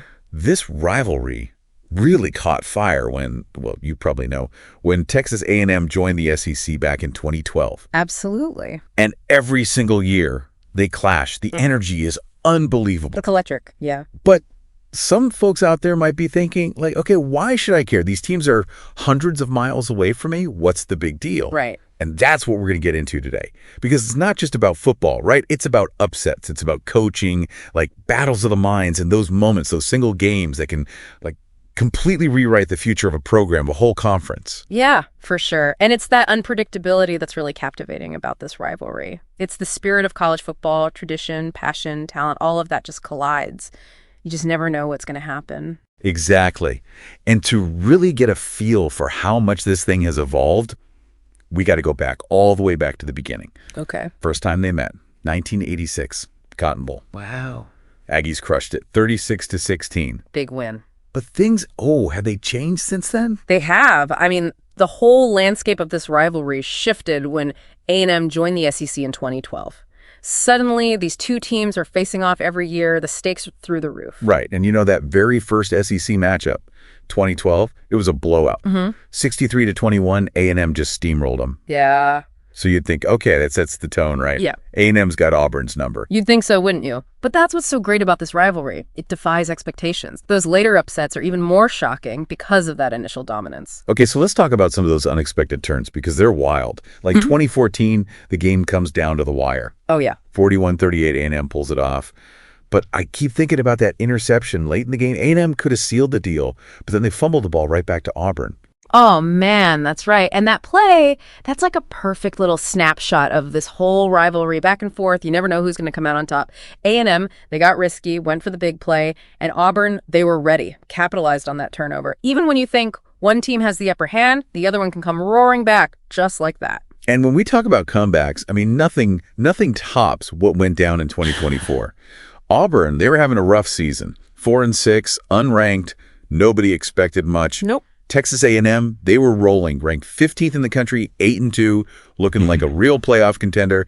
Everyone had them pegged for a big win. They were the favorites for sure, and I don't think anyone saw what was coming. 4 overtimes. 4. And Auburn, somehow they pull off this huge upset, 43-41. I still can't believe it. What happened? Yeah. Like, what were the key factors that led to such a, it was seismic, that upset.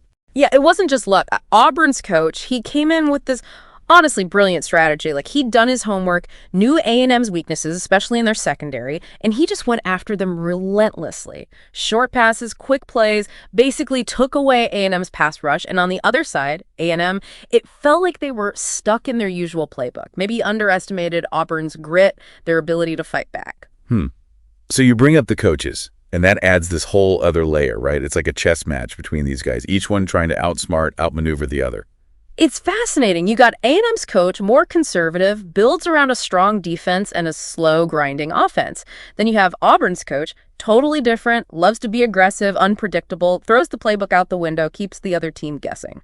And that 2024 upset, it really showed how a coach's ability to adapt to read the situation can just completely turn the tide. It's a masterclass in adaptability. Auburn's coach, under immense pressure, he shifts the strategy, adjusts to the circumstances, and it works. He didn't let the team's record, the underdog status, hold him back. And honestly, that's a lesson that goes way beyond football. Being able to read the room, change your approach, make those tough decisions, it's crucial no matter what field you're in. It is. It is. Now, we can't talk about A&M without talking about the 12th man tradition. I mean, that's got to play a role, right? That fan base, that energy, how does that factor into this rivalry? Oh, the 12th man is more than just a tradition. It's like a symbol, you know, unity, unwavering support, that sea of students all standing. It's intimidating for opposing teams. And it shows just how deeply invested Aggie fans are. It's a huge part of their identity, their home field advantage. It's powerful. And it makes me think about how these individual games, they have these ripple effects impacting the whole conference. So how does this specific rivalry, A&M versus Auburn, how does it shape the SEC as a whole? Oh, it's huge. Every single win, every loss, it affects the conference standings, which then determines bowl game slots, national rankings, even recruiting. That 2024 upset, it probably cost A&M a chance at a higher tier bowl game, maybe even a playoff spot. And it shifts the balance of power in the SEC West.